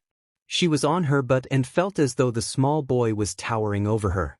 When had she gotten so small? She tried to stand, but his foot moved to rest on her chest. His form grew larger and larger. She heard words coming from her. I want to be a hero too, Kaken. She sounded wrong. Too young. Stupid Deku. How are you going to save people with a stupid flower quirk? The words echoed around her, growing louder and louder. They pierced her very soul. They were too loud. The boy continued to grow until she was crushed under his foot. Izumi bolted upright. She was covered in sweat. Eri was thrown away from her body. The small girl rubbed her eyes and looked up at Izumi. What's wrong, Inai-san? Eri crawled closer to her again. Nothing, Eri, just a bad dream. Izumi rubbed her adoptive sister's back. As Eri started to doze, Izumi pulled the blankets up, so they rested just below Eri's chin. She pulled on a fuzzy robe Hisashi had bought her and made her way into the living room. She made her way over to the kitchen and checked the time. It was just past 2 a.m. She moved to the coffee machine and started to brew a strong batch. As she waited next to the machine, she grabbed some paper towels and dried off some of her sweat. She also grabbed a pair of scissors and removed the sweaty hair. She cut it down to a pixie cut. She had just thrown away the last of her trash when the front door opened quietly. She stared wide-eyed at the front door as Aizawa came in. He didn't turn on the light. He just walked in and placed his capture weapon over the back of the couch. She watched from the kitchen as he sniffed the air, then turned to look at the kitchen. Aizawa saw her shadowy form by the coffee maker and froze. He placed his hand back on his capture weapon. Is that someone who lives here or someone who is about to get their ass kicked? Aizawa deadpants. His quirk is already turned on and trained on the figure. A light comes on, illuminating Izumi's face from below. He sighs in relief before replacing his capture weapon on the couch.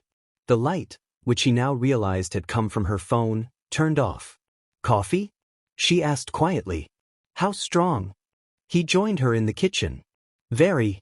She pulled the coffee pot from the machine and grabbed 2 mugs from the cabinet. She filled both and handed one to Aizawa as they moved to sit on the couch. Once they had settled and each had a sip, Aizawa turned to her. Are you ready to tell me why you are up and making coffee? She shook her head. Is there anything else you want to talk about?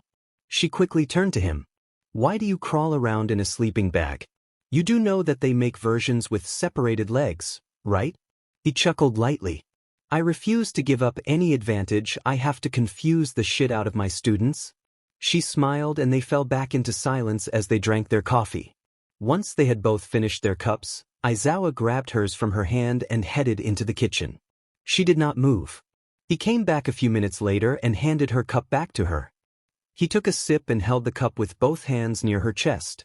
This isn't coffee, she says, not looking at him. Oh. I figured since it is almost 3 a.m. that we wouldn't drink more caffeinated beverages. He turned to her on the couch. You get nightmares? She kept looking at the drink in her hand. It had marshmallows and was chocolatey. What is this? It's called hot cocoa. How often do you get these nightmares? It's good. Izumi. She looked at him for a long moment before returning her gaze to her cup. Every night. I'm guessing since I haven't heard about these before that they are related to your past. She gave a nod. So what was different about tonight that gave you this reaction? I know for sure that you haven't been doing this every night for that last month solely based on our coffee supply. Last night was different. She pulled a lock of her hair over her shoulder and started playing with it. A small Bakugo was there. He kept insulting my quirk and he grew and there was a giant tiny Bakugo and he was steeping on me and I was being crushed. It seemed there was no end to the word vomit, so Aizawa pulled her head to his chest in an attempt to prevent her from hyperventilating. After she had calmed down a bit, he released her. It's okay, Izumi. It was just a dream. It can't hurt you. I don't think it was just a dream. He gave her a weird look that she could only just barely see in the dark room. I think the beginning of it, at least, was a memory. You said a while ago that Bakugo knew me when I was younger. He nodded. Why hasn't he talked to me about it? He always acts weird whenever I'm near him. Aizawa choked on his spit. Izumi? Have you ever thought it might be possible that Bakugo may have a crush on you? She looked up at him wide-eyed. Could you ask him to stop? Her eyes stayed wide. He would have thought she was joking if there was even a hint of mischief in her eyes. But there wasn't. She was completely serious. May I ask why? She turned her body so that her knees touched his thigh. I told you that my quirk makes me age slower than normal, right? He nodded. It's not just my body that ages slower, it's my mind too. Which means that my emotions are still that of a 10-year-old. I've learned to be very mature out of necessity, but I have no interest in romance. It just doesn't cross my mind. He stared down at her. And you want me to tell them? He raised his eyebrows at her. Yes, that would be preferable. Plucked a marshmallow out of her cocoa with her tongue and chewed it. This is really good. I guess I can't make a 10-year-old confront people on this particular topic, even if you are actually 15 years old. They sat together in silence for a little while before Izumi asked, Have you thought about my offer? And what offer was that? She could hear a smile in his voice though none was present on his face. You really don't remember? Oh. Do you want to tell me again?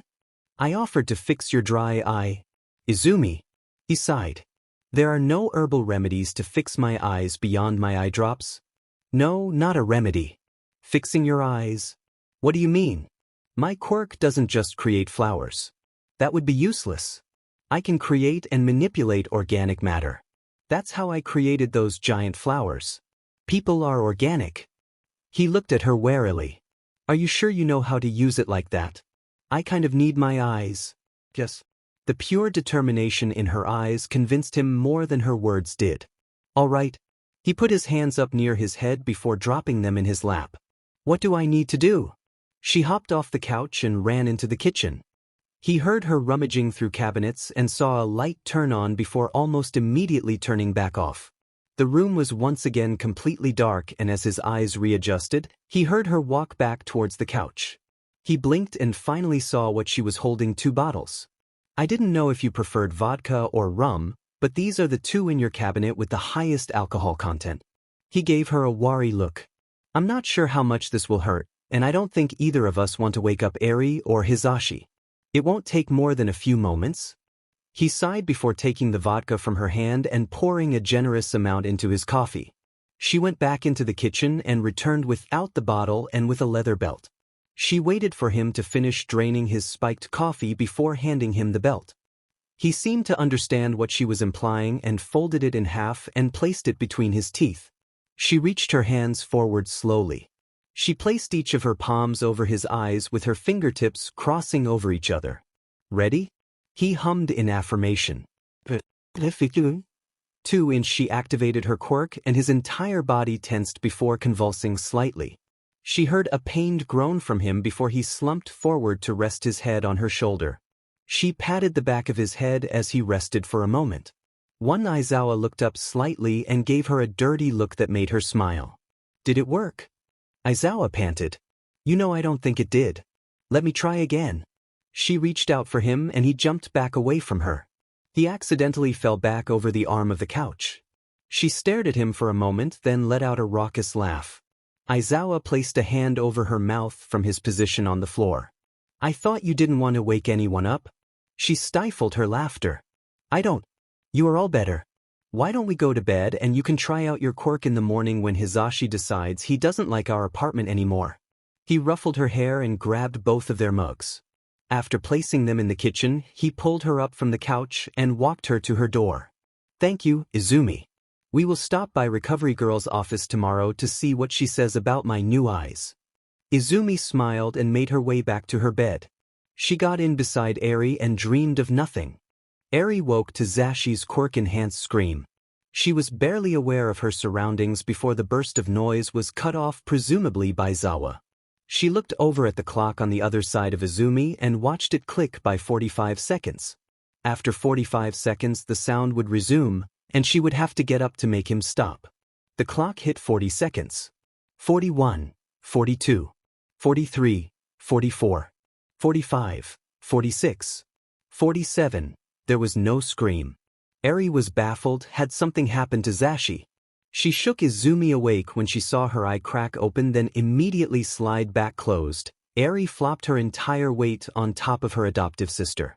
Which honestly wasn't much, but it was enough to get her to wake up. It's been more than 45 seconds. She yelled to Izumi. Oh good. That means it worked. Izumi groggily replied as she began to roll out of bed and stretch. What happened? Eri joined her in her morning stretches. Aizawa finally let me fix the problem in his eyes. Eri flinched slightly at that. She remembered the flash of pain before relief struck. How did he do? Eri questioned. Izumi hummed. He fell off the couch. They made eye contact before giggling together. Suddenly the scream from before resumed. Ah, that would be our cue.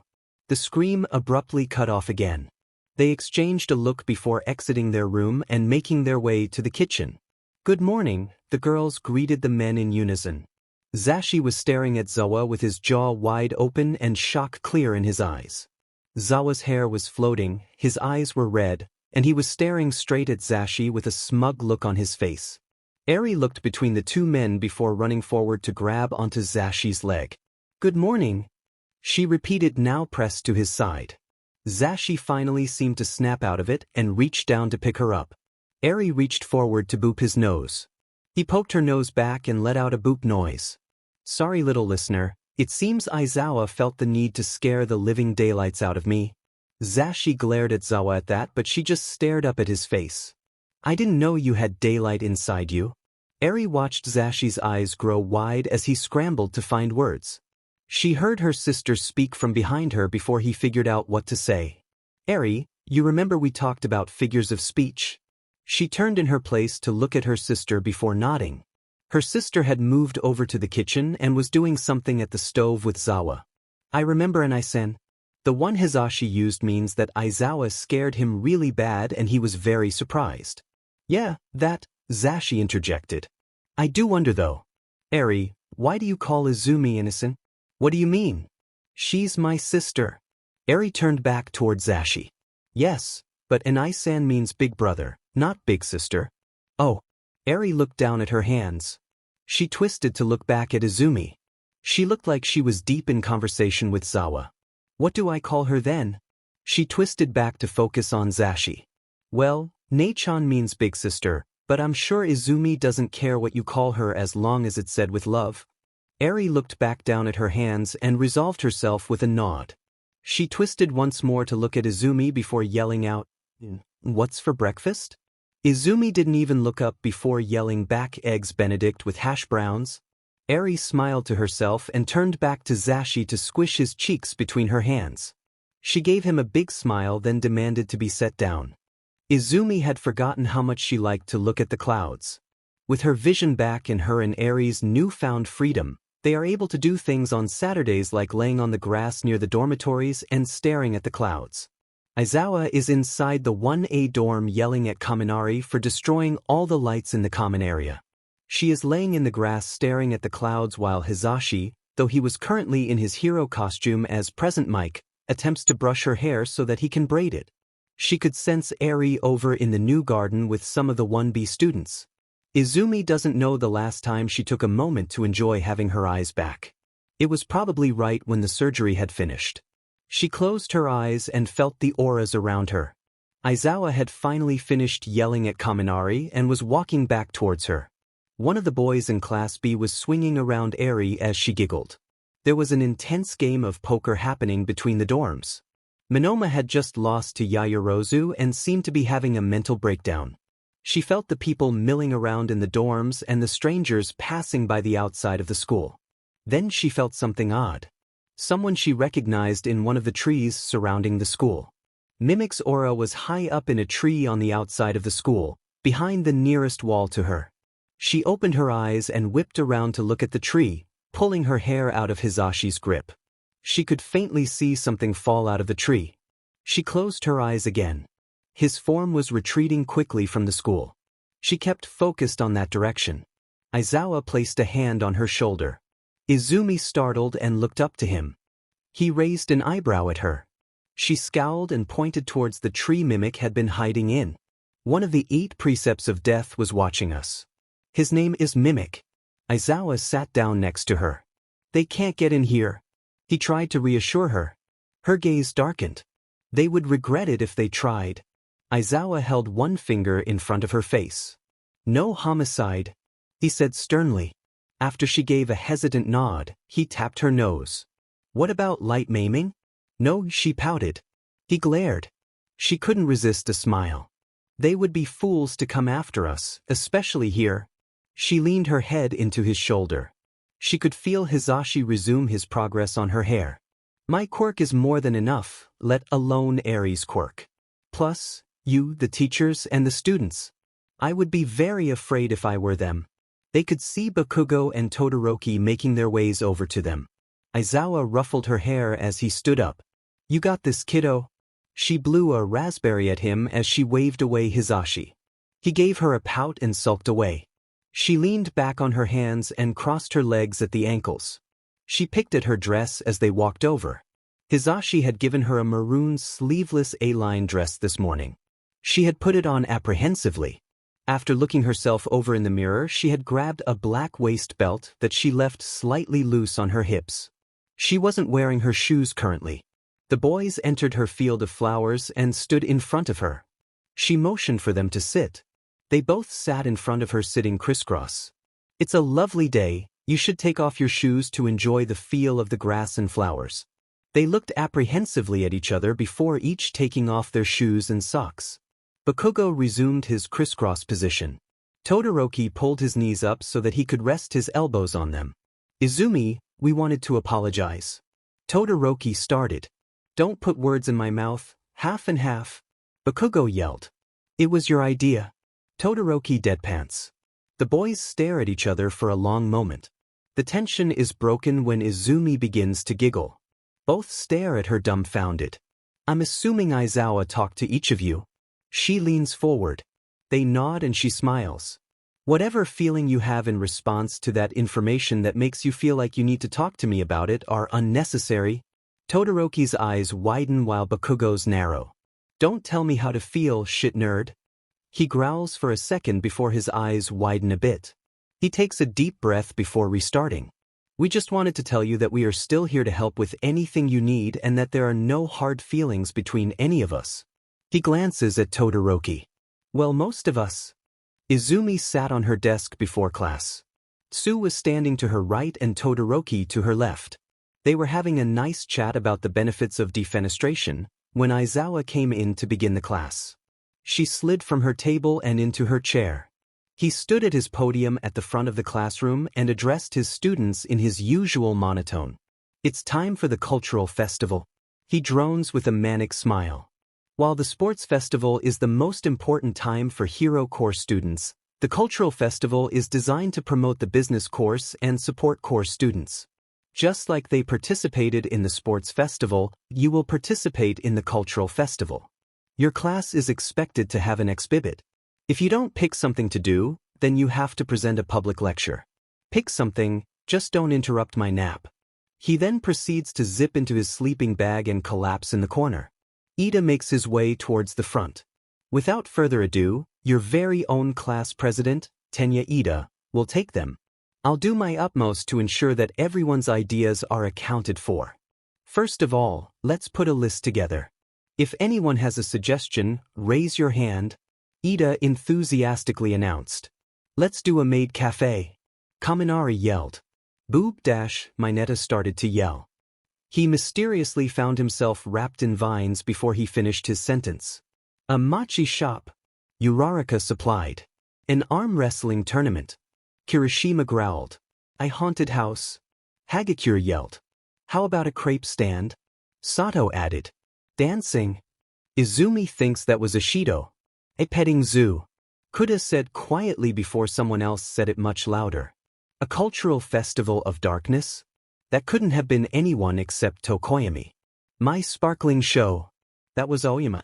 Izumi put her head down at this point. There was just too much yelling. A skit or something? Jiro said softly. Anything else? Ida yelled over the commotion. Another stream of yelling followed. Izumi zoned out until someone said her name. Do you have any ideas, Izumi? That was Yaoyorozu. Izumi pulled her head up from her desk and saw the whole classroom looking at her.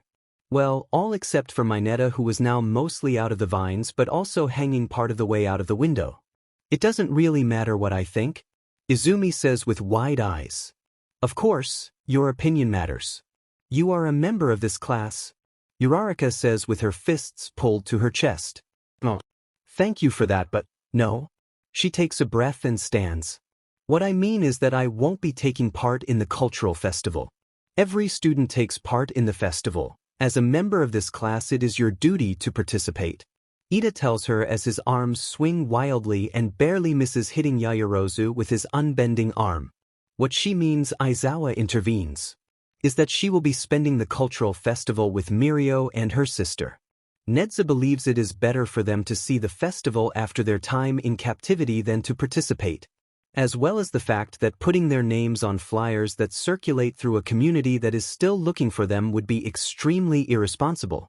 Aizawa stared down the class, though it was slightly diminished by the fact that he was still laying on the ground in his sleeping bag as he said it. And Izumi, as convenient as it is, could you bring Mineta back inside? She sighed before complying. The class continued to discuss what to do for the cultural festival. Izumi made her way to the front of the classroom and sat down next to Aizawa. He opened one eye and looked at her. Can I go join Nedzu and Eri? You can stay until lunch. Hisashi can catch you up on what he does in English tonight. He mutters. She gives him a nod before getting to her feet to leave. A large section of her hair may or may not have hit Aizawa directly in the face. As she walks down the hall towards Nedzu's office, Izumi realizes that her hair has changed the length at which it stops growing.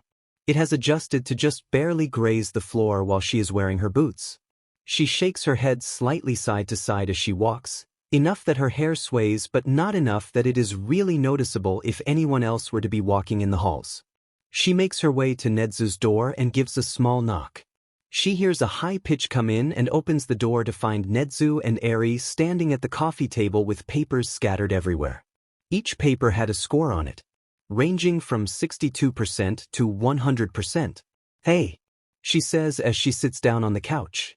Eri picks up one of the papers in front of her and brings it over to Izumi. It had a big 100 inside a red circle. "I see you remember all you English lessons."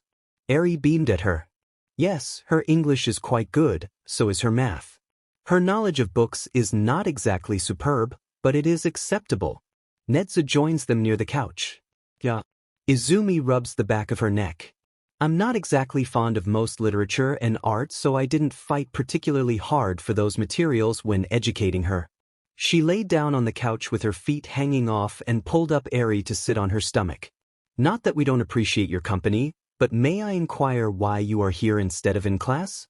Nedzu moved to sit on the opposite couch and poured himself a cup of tea. "My class was discussing what to do for the cultural festival." She pauses and grabs a piece of her own hair and moves it up to hang over Eri's lip so that it looked like a mustache. They were yelling and talking over each other. She dropped the hair and Eri moved so that she was lying down on Izumi. Izumi wound her arms around Eri. "It brought up some bad memories and I started getting anxious because Eri wasn't next to me. I figured it would better to chill out here while they figure it out." "Here." Nedzu offered her a cup of tea. She sat up with Eri still on her lap and took it. "Eri, why don't you start on your worksheets while I chat with your sister?" "Okay." Eri squeaked cutely. She climbed off of Izumi's lap and makes her way over to her small desk set up facing towards Nedzu's desk. "Will you be okay walking around the cultural festival without a hero escorting the three of you?" He pauses. "I know you want to learn to be a normal teenager, but when recovering from this type of thing, it's okay to ask for help." They make eye contact and Izumi averts her eyes as she pulls a large section of her hair over her shoulder to braid. "I think we should be fine, just the two of us and Mirio-senpai." Izumi said uncertainly. "I don't want you to be fine, I want you to be great. I want you to feel so comfortable that you don't feel the need to keep on guard." Nedzu reminds her. "I'm always on guard." She chuckles. He gives her a look. "I know I am too. But if I could make it so that you can ease up even a little bit during the festival, it would make me immensely happy." She considered his words. Slowly she started. "If you sent Namuri with us, I wouldn't be mad." She looked at the mess her hair had turned into in her anxious hands. "We should just cut this off. Do you have scissors?" He walked to his desk and produced a pair of scissors. "May I style it? A human has never let me do their hair before." Nedzu asks in his high voice. "Sure, it'll grow back tonight, and if you fuck it up, I can create a flower crown to hide it." She sits on the coffee table and lets the bear thing cut her hair. She ends up with a cute pixie cut and he informs her that he cut the hair with the idea of a flower crown in mind. She created a flower crown that sat far back on her head. They exchanged a smile as Izumi lay back down on the couch as Nedzu disposed of the cut hair. On the day of the cultural festival, Izumi was presented with a new pair of Quirk blocking shoes. Power Loader had figured out how to make the obsidian small and strong enough to go into smaller, less conspicuous shoes. He presented her with a pair of slip-ons that looked like Vans. "These should make it easier to remove your shoes if needed on short notice." She smiled and thanked the man. Her new shoes had no laces and were an ashen blue-green color, supposedly to match her hair. They'd be okay with the new outfit that Hisashi had presented her with. He had brought her a short green dress this morning that reached about mid-thigh. He had also given her a floor-length black vest. It showed off the top of her dress in the front, closed to hug her waist before billowing out behind her to show off her skirt and legs. It seemed Hisashi knew she would be getting new shoes because the outfit worked better with the height of the new shoes than the old. The problem now is that her hair is too long. She looked in the mirror before looking down at Eri next to her. The girl was wearing a white long-sleeve shirt with a red overall dress over it. She had on the cutest little boots and her hair was down. The girl pulled slightly on her vest. "Will you braid my hair?" Eri asked her. "Sure." She took Eri's hair in her hands before releasing it and starting in a new location. She called out over her shoulder as she took up a section near Eri's horn. "Hisashi." He entered the room and started to gush over how cute they were. She continued the French braid that was starting to curve around Eri's head. "Would you be able to give me a pixie cut?" she asked the man.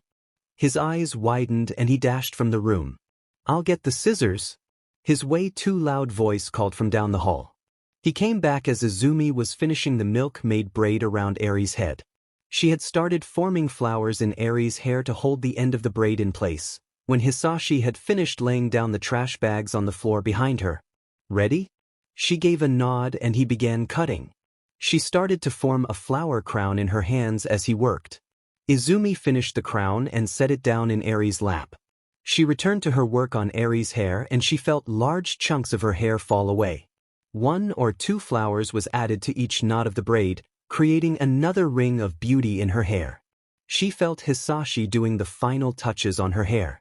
He brushed his fingers across her scalp, brushing the remaining loose hair away from her. Eri stood and held up the flower crown in her hands. Izumi leaned down and Eri placed it on her head slightly behind the front section of her hair. She stood and took Eri's hand. "Ready?" She got an enthusiastic nod from Eri before they met Hisashi and Aizawa at the door. They head out the door and Izumi thinks she hears Aizawa mutter something about a cat sweater. As they enter the school, Eri and Izumi are quickly overwhelmed by the displays. Izumi vaguely remembered a community festival from when she was really young, but this event was on a whole other level. There were dozens of events happening. There were so many food stalls. Beyond that there were so many people. While Izumi had some concept of festivals, Eri had none. It wasn't something Izumi had thought to tell her about seeing as it was such a distant memory for the older girl. They both looked around in awe as they met up with Mirio and Nemuri. Mirio picks up Eri and places the girl on his shoulders. With that the quartet begin exploring the festival. They enjoy the festival as a group, seeing plays and product expos. They try all sorts of foods that make Eri and Izumi feel as if they have died and gone to food heaven. They even spend some time watching the 1A concert. Eri was so excited that she didn't notice when Izumi and Nemuri slipped away from the noise. Nemuri kept Izumi company as they waited outside the performance hall. Once the concert ended, Mirio brought Eri out to meet up with the other girls. "Nain, where did you go?" Eri asks, reaching towards her sister. Izumi reached a hand up to grab a hold of her sister's. "It was a bit too loud for me, love." She gave Eri's hand a squeeze. "I'm all right." Eri gives Izumi a wary look before nodding, and the group goes on their way. They make their way towards the front gate where there are a number of less sweet food options. Eri picks out a yakisoba stand, and they are waiting in line when there is a commotion closer to the gate. Izumi has a clear view of 2 people, one with a video camera and the other actively fighting off a small group of pro-heroes. Izumi narrowed his eyes and studied his quirk. The pros were being bounced off of objects that shouldn't have elasticity. That must be his quirk. Izumi slides one of her feet out of its shoes and manipulates her power to grow in the direction of the 2 fighting. She could see 5 ectoplasm clones making their way towards the fight. Izumi held out her hand towards the assailants and surrounded the man in a cage of vines. The girl pointed the camera at Izumi before she too was encased in vines. Izumi wrapped layer after layer of vines around them until there was no real way to escape. She allowed flowers to grow around the 2 green structures. Mirio tapped on her shoulder. "What do you want?" he asked her. She turned towards him and slipped her shoe back on. "Medium size with chicken," she replied. They all received their food and walked away from the commotion at the gates to go find somewhere quiet to sit and eat. Chisaki Kai sat in a dark room that smelled heavily of hand sanitizer. He rested his head on his gloved hands as he watched the video displayed in front of him. The villain filming got a quick shot of the person who apprehended them. She looked much different, but there was no mistaking her identity. If Izumi was at UA, then Eri is there too. "I found you, you little shit." He mutters to himself. He stands and leaves the room to find Chrono. They had plans to make.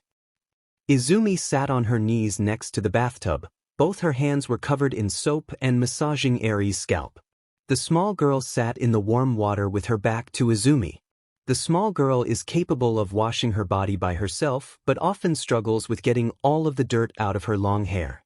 The dirt shows too well in Eri's white hair, so Izumi continues her long tradition of helping Eri keep herself clean. Though she has to admit it is much easier now that they have a proper bath and soap. Izumi washes the soap out of Eri's hair before rinsing the girl off and helping her out of the tub. She is toweling down the small girl when Eri looks her in the eye. "Ne-chan?" says. "Yes?"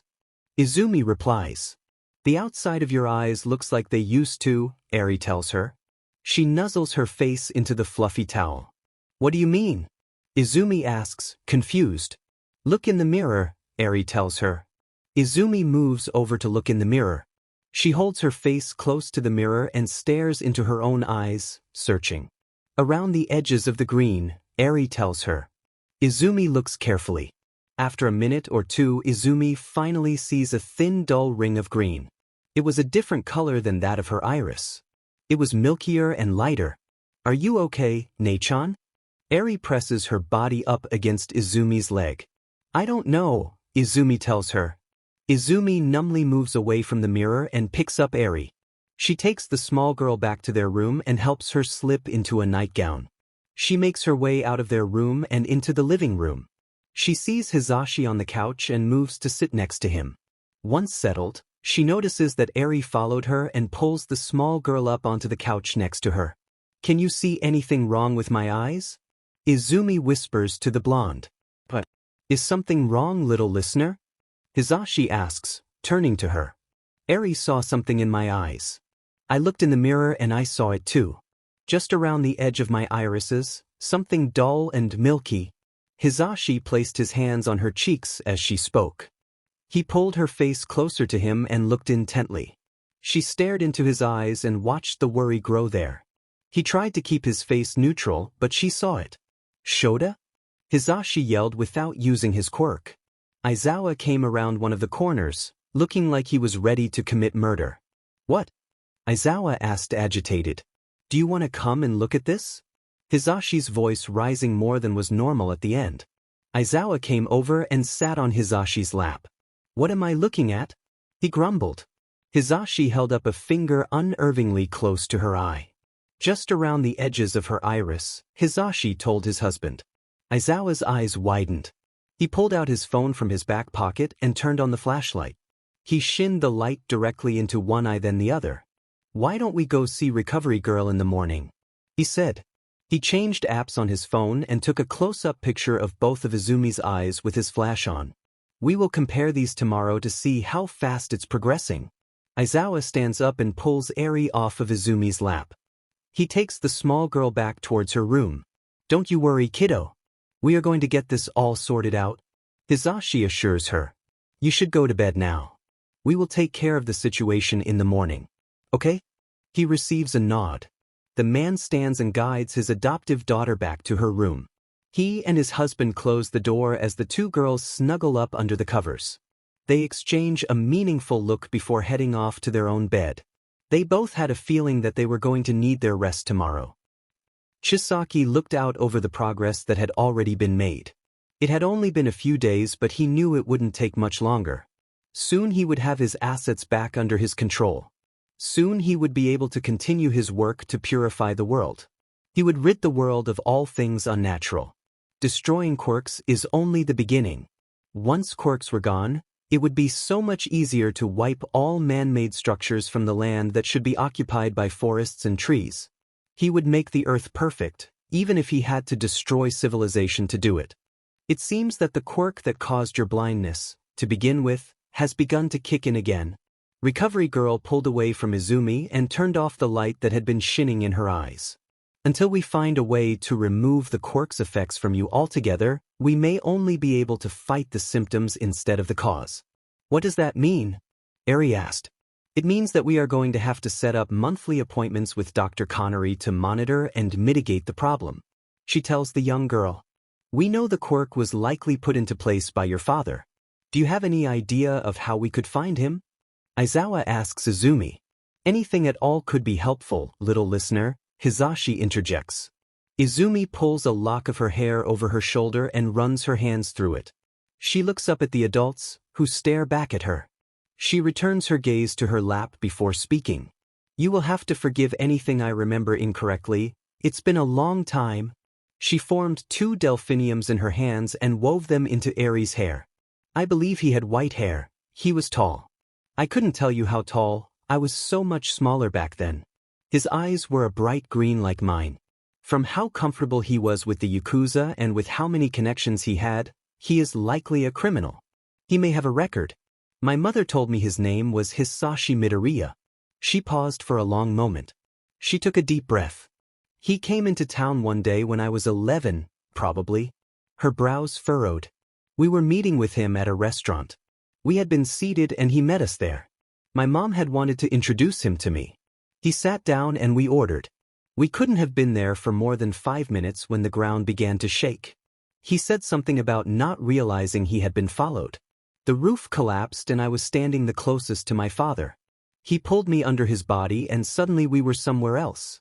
I had looked around, but my mother wasn't there. A few tears slipped down her face as she spoke. My father apologized and cried with me as we mourned mother. He told me it wasn't safe and brought me to an underground bar. He said that I would be safe there until he found a place for us to live. He lied obviously. Within a few days I was blinded and given to the Yakuza.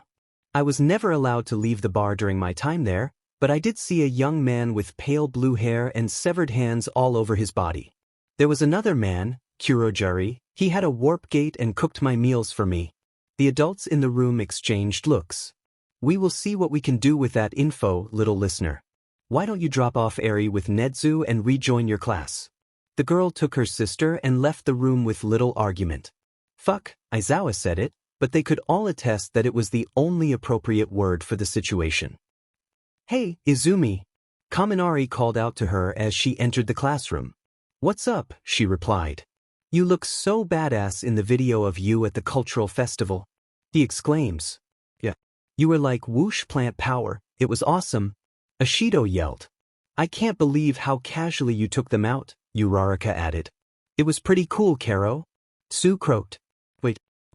What video? Izumi asked her class. You mean you haven't seen it? Kaminari exclaimed.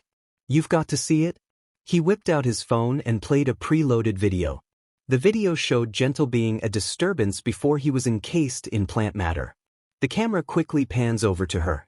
It only catches 3 to 5 seconds of footage with her in it, but when you are hiding from criminals, even that small amount could get you killed.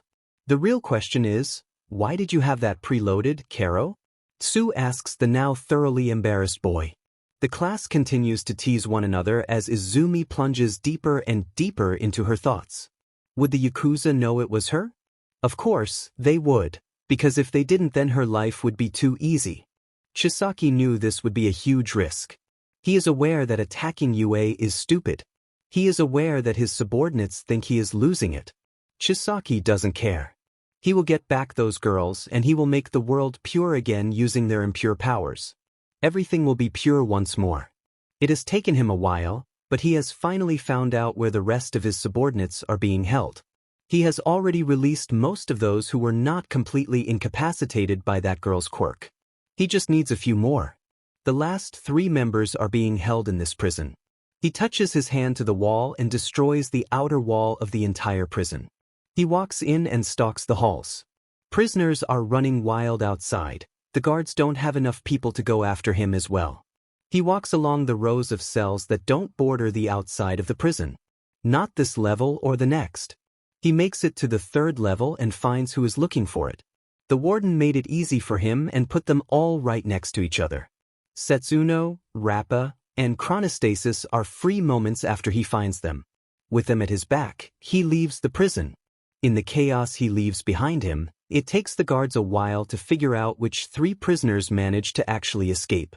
By then it is too late. Izumi paced back and forth inside the teacher's lounge. Her hands were switching between running through her hair and pulling on it. Around the room sat various members of the UA faculty.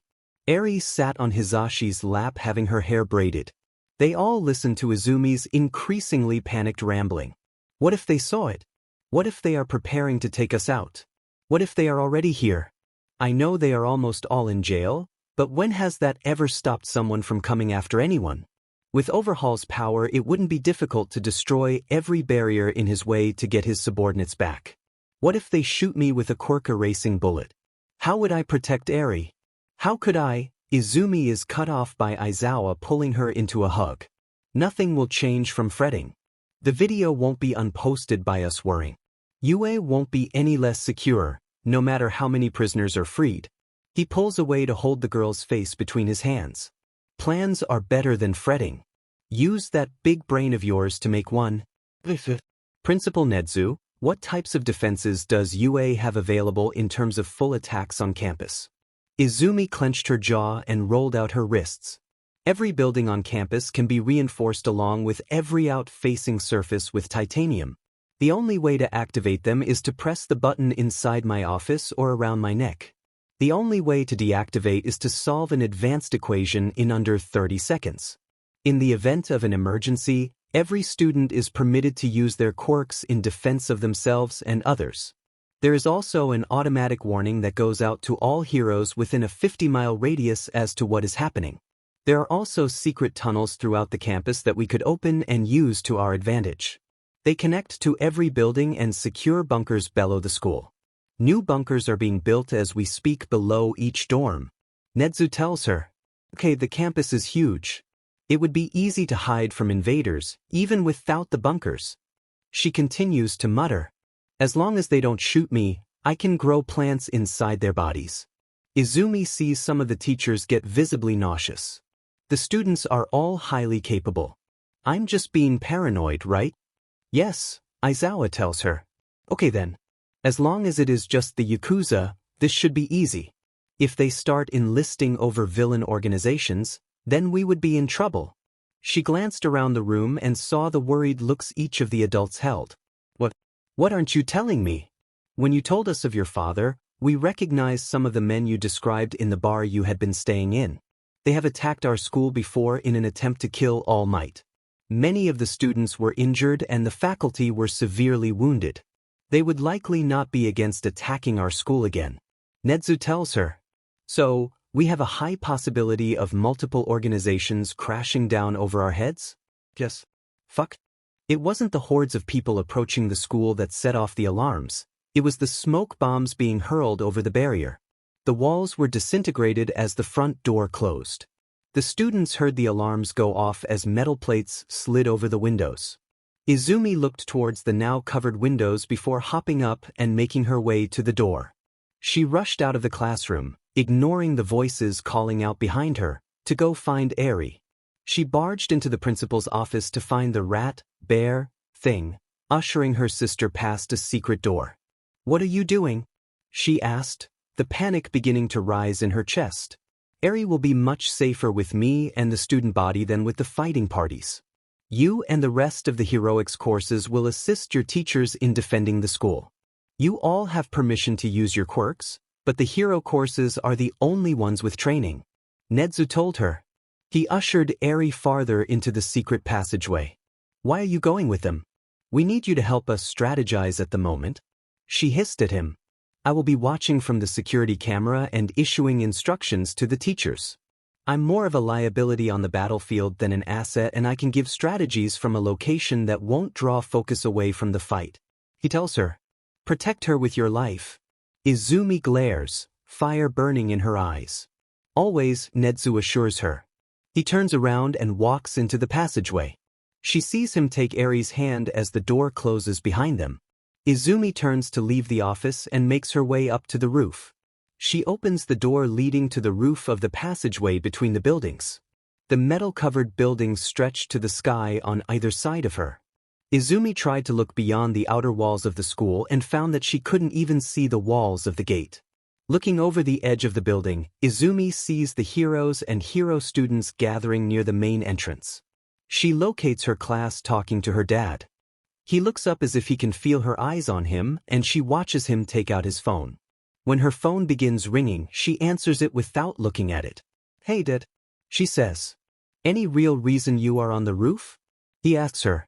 "I was already in Nedzu's office and figured I could look for a bird's eye view of the invader. Plus, I am safer where they can't reach me." She smiles down at him and watched him shake his head. "Keep a lookout while I brief the rest of your class." He instructs and she hums. The line stays open, but it falls silent. She scanned the edge of the smoke for any signs of movement. Her eyes darted far to the left at the slightest movement. The smoke is moving closer to the school and Izumi is seeing more and more movement just beyond the thick of the smoke. "Dad, the smoke is going to be on you soon. See if Papa can clear it away," she tells him. She doesn't receive a response over the phone but hears her papa's scream. The vibrations from his voice push back the fog-like smoke as he swivels his head from left to right and back again. As the smoke is pushed back, Izumi sees the villains who didn't have enough time to retreat into their cover.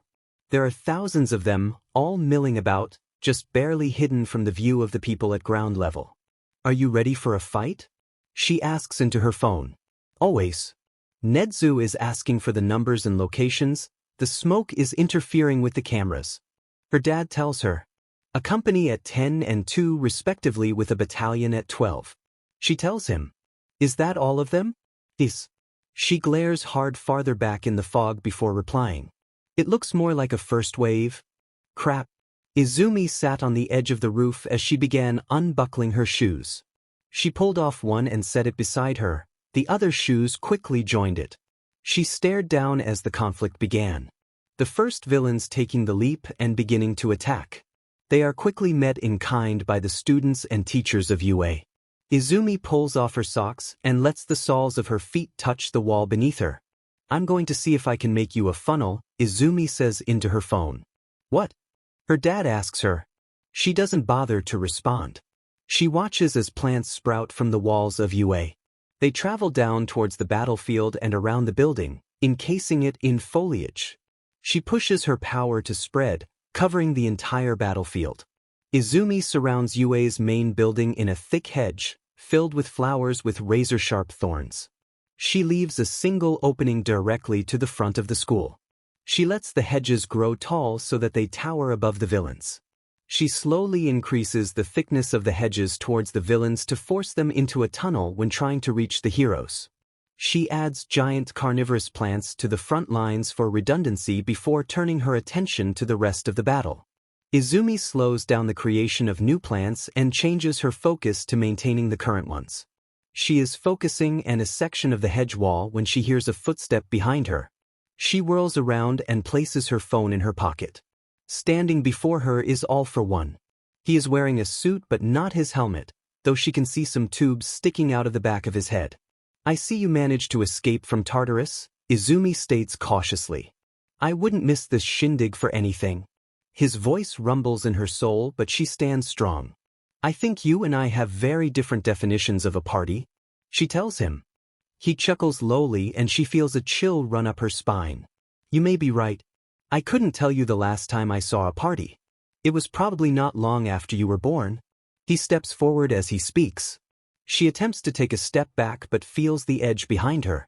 "That's an odd way of measuring time. How would you even know how old I am?" she asks. Izumi glances behind herself, looking for an escape route. "Well, you were there. It must have been your second birthday," he says, continuing to walk towards her. "I wouldn't see you for 8 years after that day." He had walked close enough that he is standing right in front of her. Izumi had the oddest feeling that she had a higher chance of surviving if she fell backward instead of forwards. She looks up in his scarred face. "And why exactly were you at my second birthday party?" she whispered. She already knew the answer but hoped she would be wrong. "I wouldn't have missed it for the world," he tells her. Her eyes widen as the answer she feared is confirmed. All for One and Midoriya Hisashi are the same person. She felt a hand brush a small amount of hair behind her ear and rest on her cheek. She felt something on the top of her head and tensed. He had kissed her hair.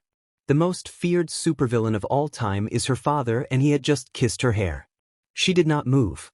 "Where were you for the rest of my birthdays then?" she asked quietly. "Protecting the world," he told her. She furrowed her brows and he somehow noticed. You are my world. I spent those 8 years protecting you or your mother by staying as far from you as I could. The day I tried to see you again was the day I realized I would never be in a safe enough position to keep you with me.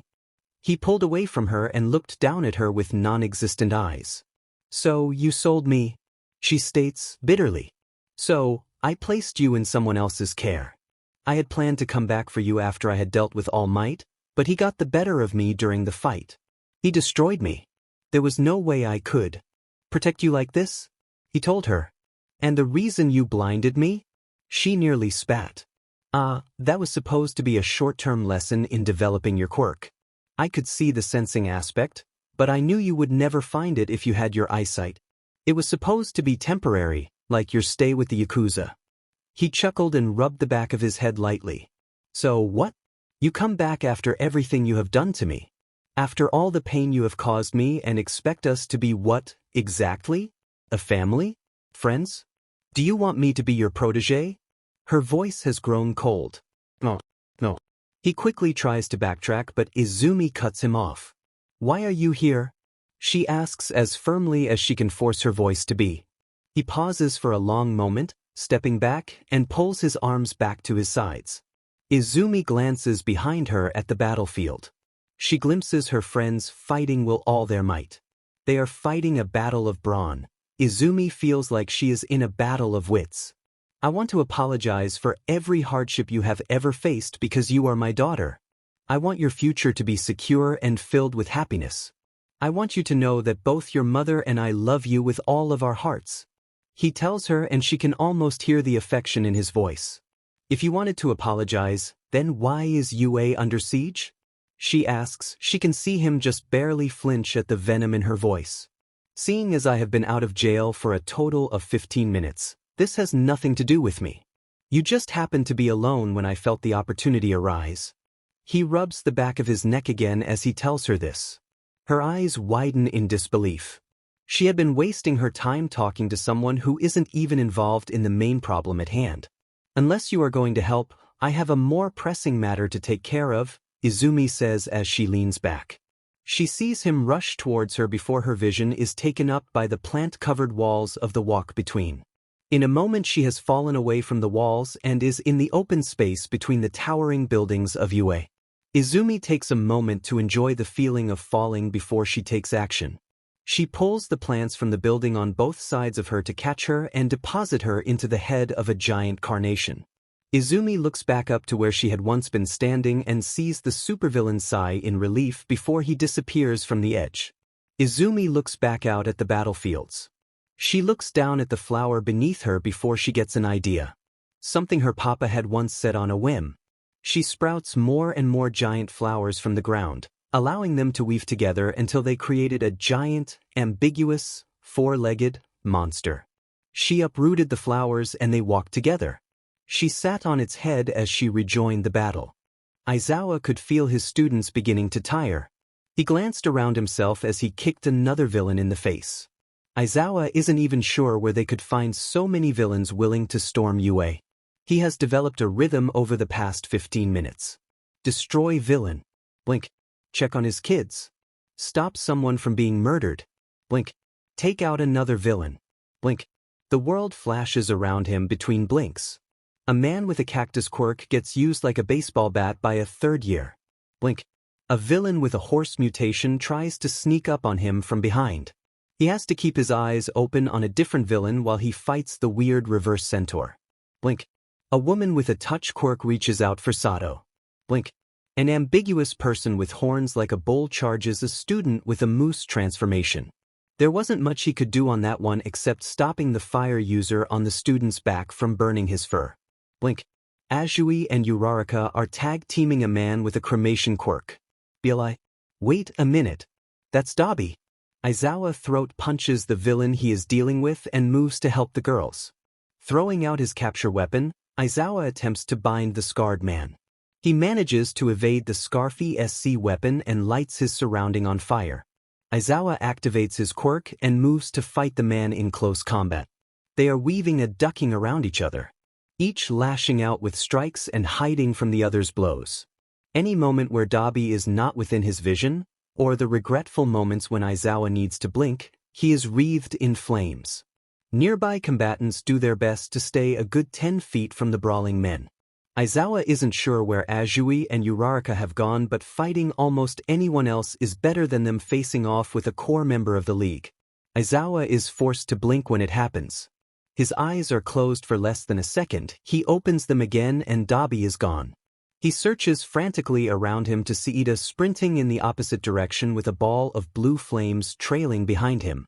Aizawa is able to watch for a few more seconds as the blue ball of flame is suddenly stopped as if gravity no longer affects it and something long and pink throws it into the air. A new villain with some stupid emitter Quirk attacks him at that moment, so he doesn't notice that the blue ball of flame never descends back to Earth. It keeps burning higher and higher in the atmosphere until there is no more air to burn. Villain. Blink. Students. Blink. Villain. Blink. Students. Blink. Blink. Blink. Blink. Blink. Shiizaki knew that this kind of infestation was inevitable. She is surrounded by sinners. This is the only possible explanation of why so many villains would assault a place of learning. God is punishing them for the sins committed inside their walls. Make no mistake, she will protect this place, as it is her duty as a future student, but that doesn't mean she will not try to cleanse the school of the impurities that brought about this kind of purge once it is all cleared up. The lecherous ways of the student body. Many of the students engage in relationships that involve premarital kissing. She has heard that some go even further. She has even heard a rumor that 2 members of the faculty are in a homosexual relationship. It is all truly the devil's work, and she has been prepared to face the consequences of dwelling in this house of sin. She just hadn't expected to punish them so severely. As she continued to force back villains all around her, she stands by her classmates, creating safe spots for many of them to take quick breathers before resuming the never-ending fight.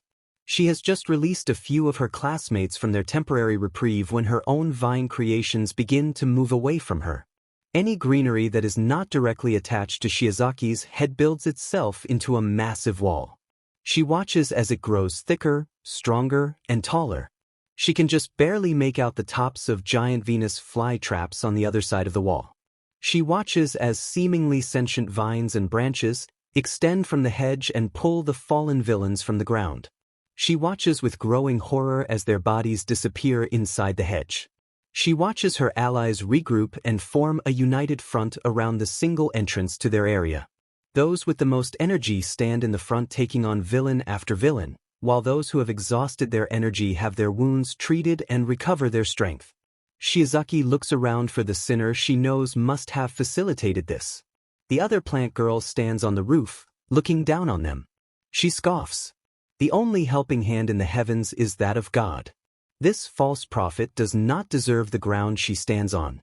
Shiizaki turns back to the hedge and watches as the unconscious bodied of villains continue to be pulled beneath the line of fauna.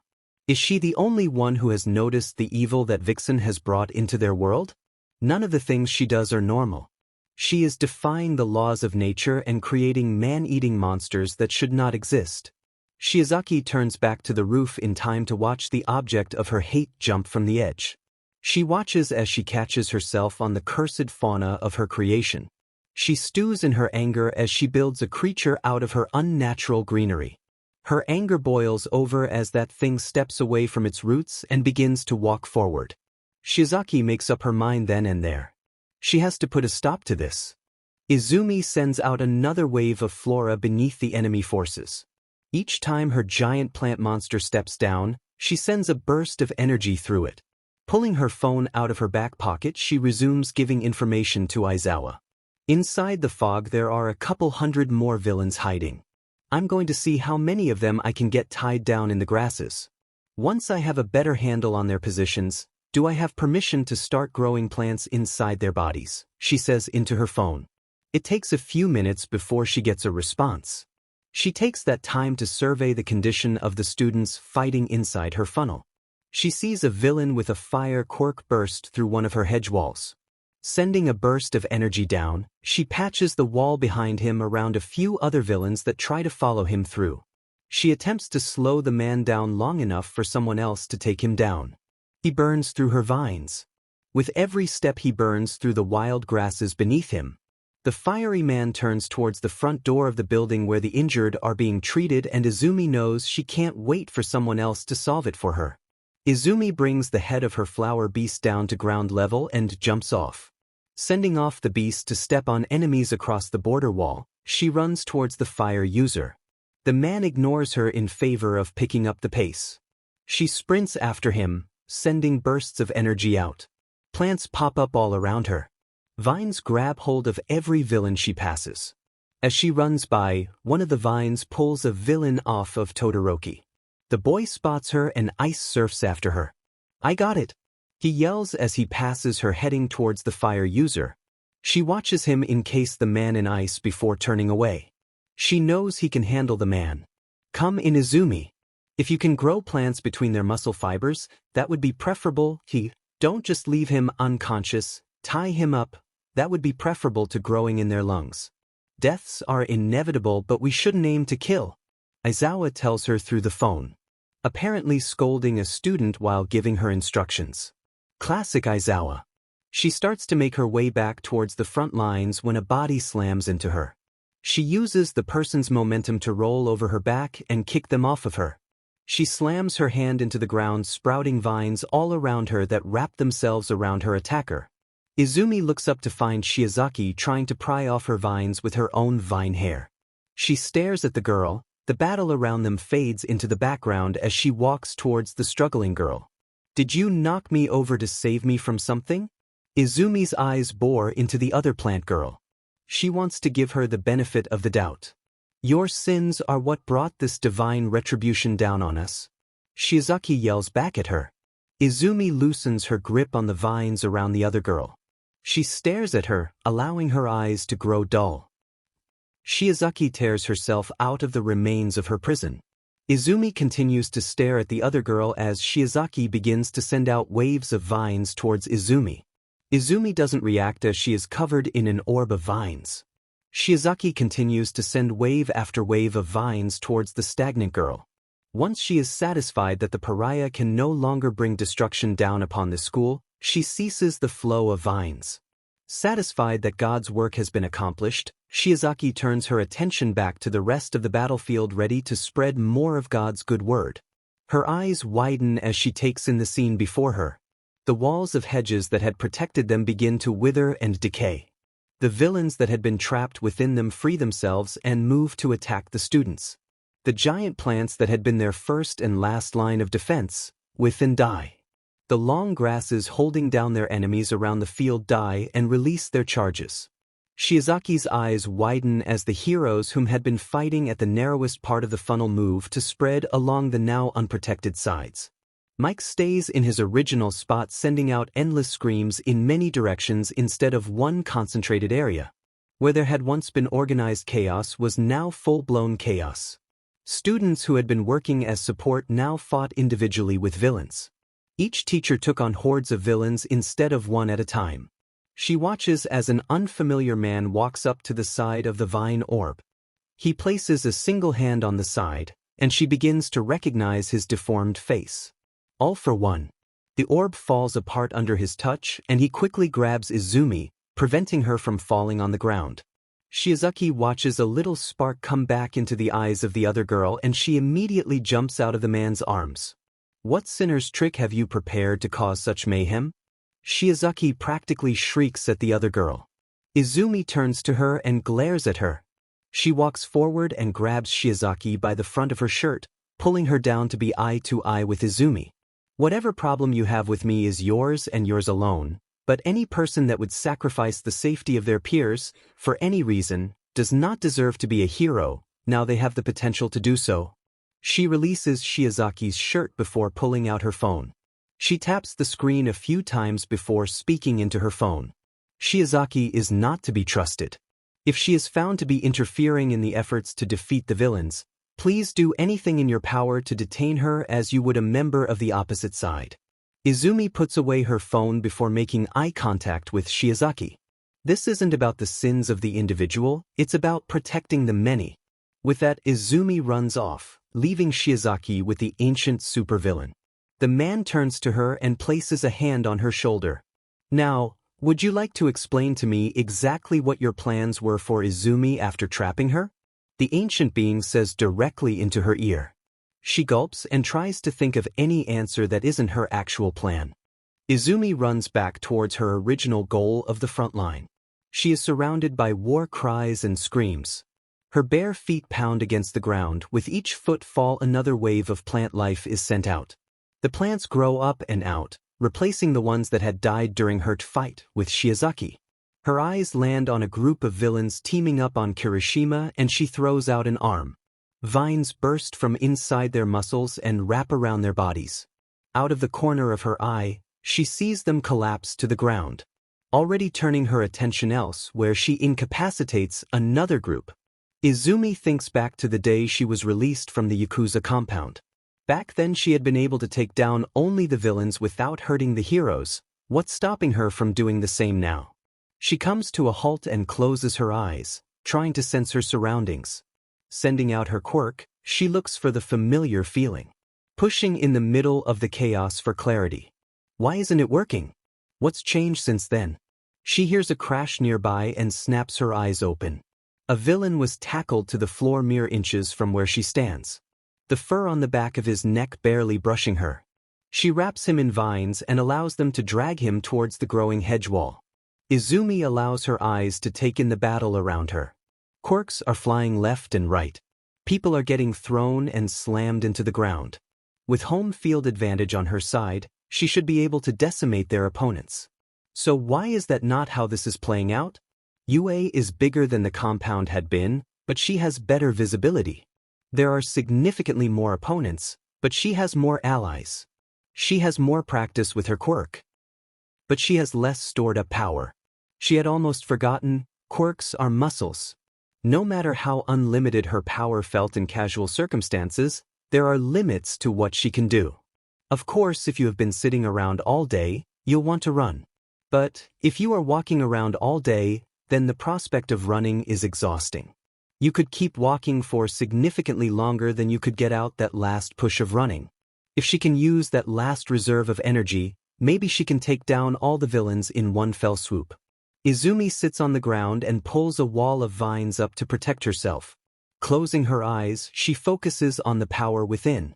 The power of her quirk. She closes her mind to her surroundings and focuses inwards. The quirk is her muscle to control. She breaths in and out, setting up her power for one giant move.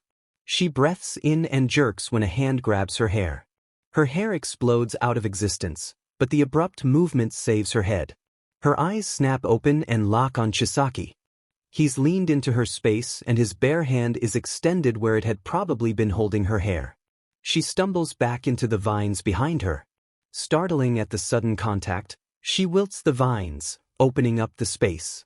She meets his eyes for the first time in her life and wonders how such a man had ever run a Yakuza group. One of his eyes is twitching and they both house bags big enough to carry elephants. His hair is partially burnt and it's coated in something orange between the burns. His shirt looks like he used his quirk on a straitjacket.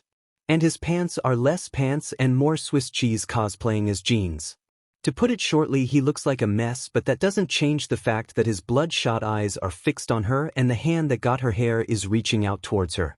Her throat closes up and her chest feels as though a strap has tightened over it, preventing her breath.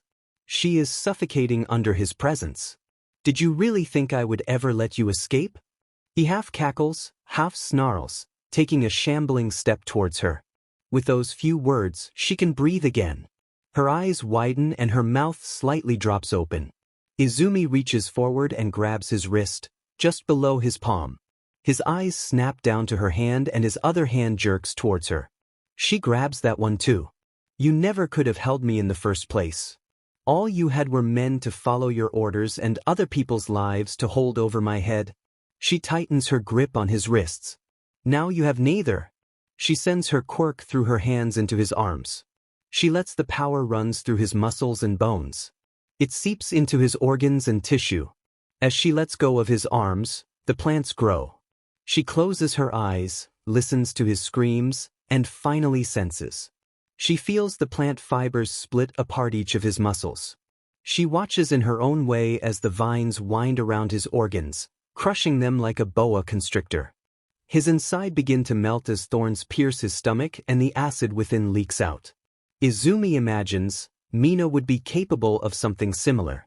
She walks away, with her eyes still closed as his screams cut off. His windpipe, too clogged with ivy to allow air to escape. Izumi stops in her tracks when she notices the vines headed to head to crush his brain. She stops their progress and allows them to twine around his head, holding it in place so that he could not bash it against the ground. She sits on the ground mere feet from his body and resumes the progress he had so rudely interrupted before. She breathes in the power of the earth and breathes out her anger for her opponents. She breathes in the energy of the sun and breathes out the hatred of her own actions. Finally, she breathes in control and breathes out her quirk. With the release of breath, a wave of plants grows out from her. Vines and branches spring from the earth and wrap around her unconscious foes. Flowers grow from between the muscles of those that still fight, incapacitating them but not killing them. The students and heroes found that as the plants spread, patches of clovers grew beneath them. The patches grew into paths leading back to the school. Many of them picked up their injured friends and followed the paths back to safety. One hero ignored the path laid out for him, instead preferring to use a bottle of eye drops and look for a certain plant quirk user. Izumi stood from her place on the floor, ignoring the corpse that lay behind her, and moved to meet up with her dad. "How are you doing, Izumi?" Aizawa asks her. He runs a hand over the section of her head that completely missing hair.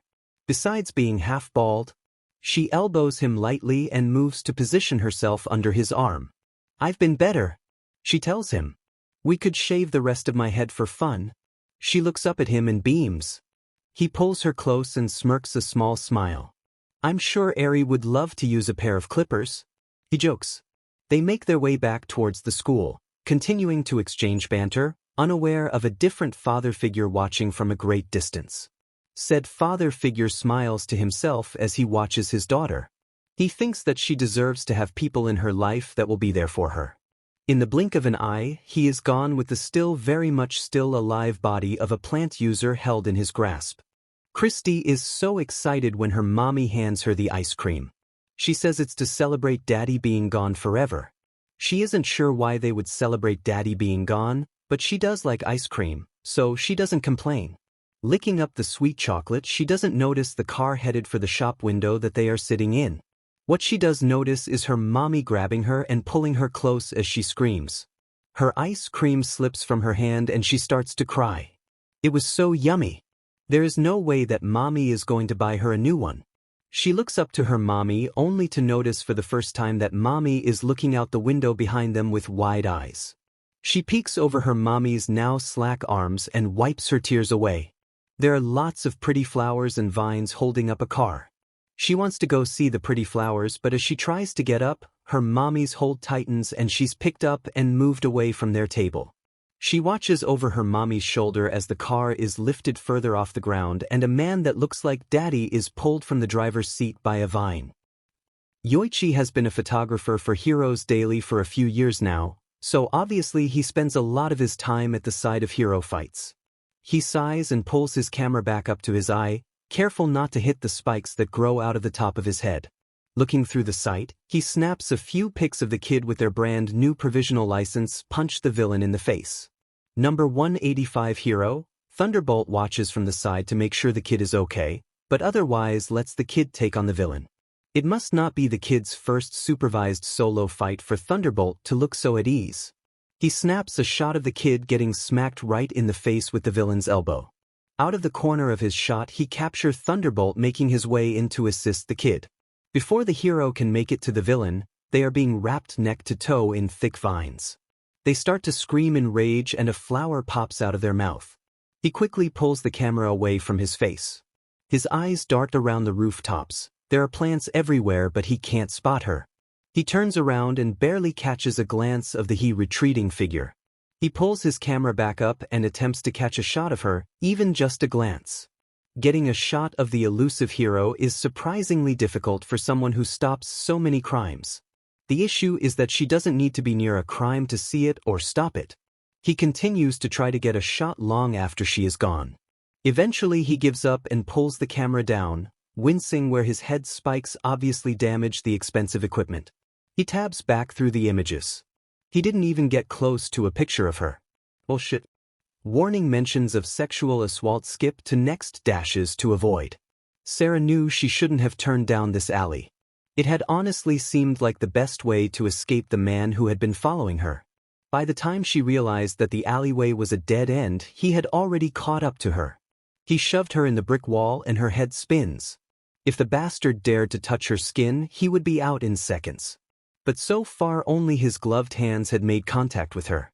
She needed skin-to-skin contact for her quirk. It would fill the man with immeasurable pain until he passed out. He tore at her clothes and held her against the wall by her throat, high enough that her feet could barely touch the ground.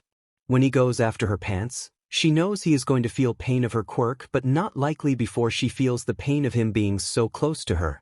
She clenches her eyes to block out his roaming hands when suddenly he is gone and she is on the ground. She opens her eyes and sees a large wall of curly green hair. She can't see beyond the mane of hair, but she can hear the man who had attacked her grunt. The woman in front of her turns. She looks to be in her early 20s.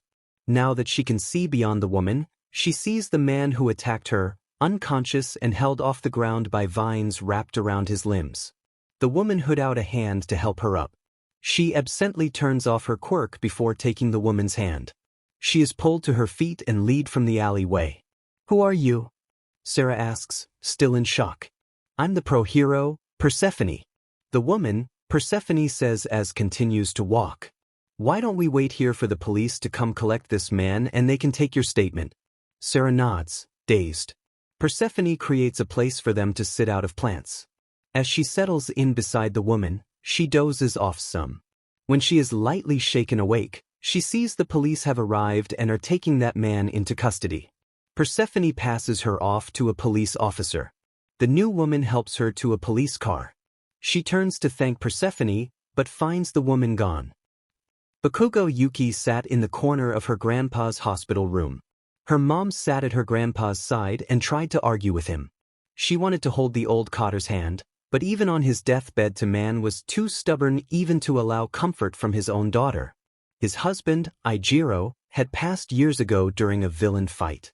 Her mom's surrogate mother Ochako Uraraka had died in a massive rescue mission even longer ago. Of course, this stubborn old coot would be the only one still left alive even after having worked as a hero all these years. The fight is starting seems to finally stop when dad walks back in with a familiar woman at his side. Auntie Izumi stands in all her glory in the entryway. "How is it possible that you're the last surviving member of your class? You were the most explosive of them all, literally." She snarks and makes her way to his side, replacing her mother. Mom walks to stand next to Yuki, but instead of taking the newly vacated chair, Izumi sits on the side of his bed. "I think you'll find you hold that title." She smirks. But I'm not actually part of your class." She sasses, taking the hand he had refused to give Mom earlier. "Close enough. God, you look like we did 65 years ago." His eyes soften in a rare show of emotion. Yuki feels like she is intruding. "Well, I am physically only 22. She smiles down at him. "I'm the last one, I can only hang on so long." He admits. "What would Shoto say if he heard you giving up like that?" She asks. "I outlived that icy hot bastard by 10 years, he can suck it," he boasted. "Oh, I'm sure he's rolling in his grave now. The fact that you both made it past 30 let alone 60 is a goddamn miracle in this line of work." She caresses his face. Now Yuki really feels like she is intruding. She would leave if it weren't very possible these were her grandpa's last moments. "Are you going to be okay?" he asks quietly. "I'll be fine, Kaken," she assures him. "I'm a strong girl, and I'm not alone. You know that. Even if the class is gone, that doesn't mean I'm on my own. I'll never understand why you picked up that nickname." He brings her hand up to his lips. "You can't see me, can you?" "No," she admits. "We never really found a doctor as good as Recovery Girl to keep the effects gone. The surgery is more trouble than it's worth, so we gave up a few years ago."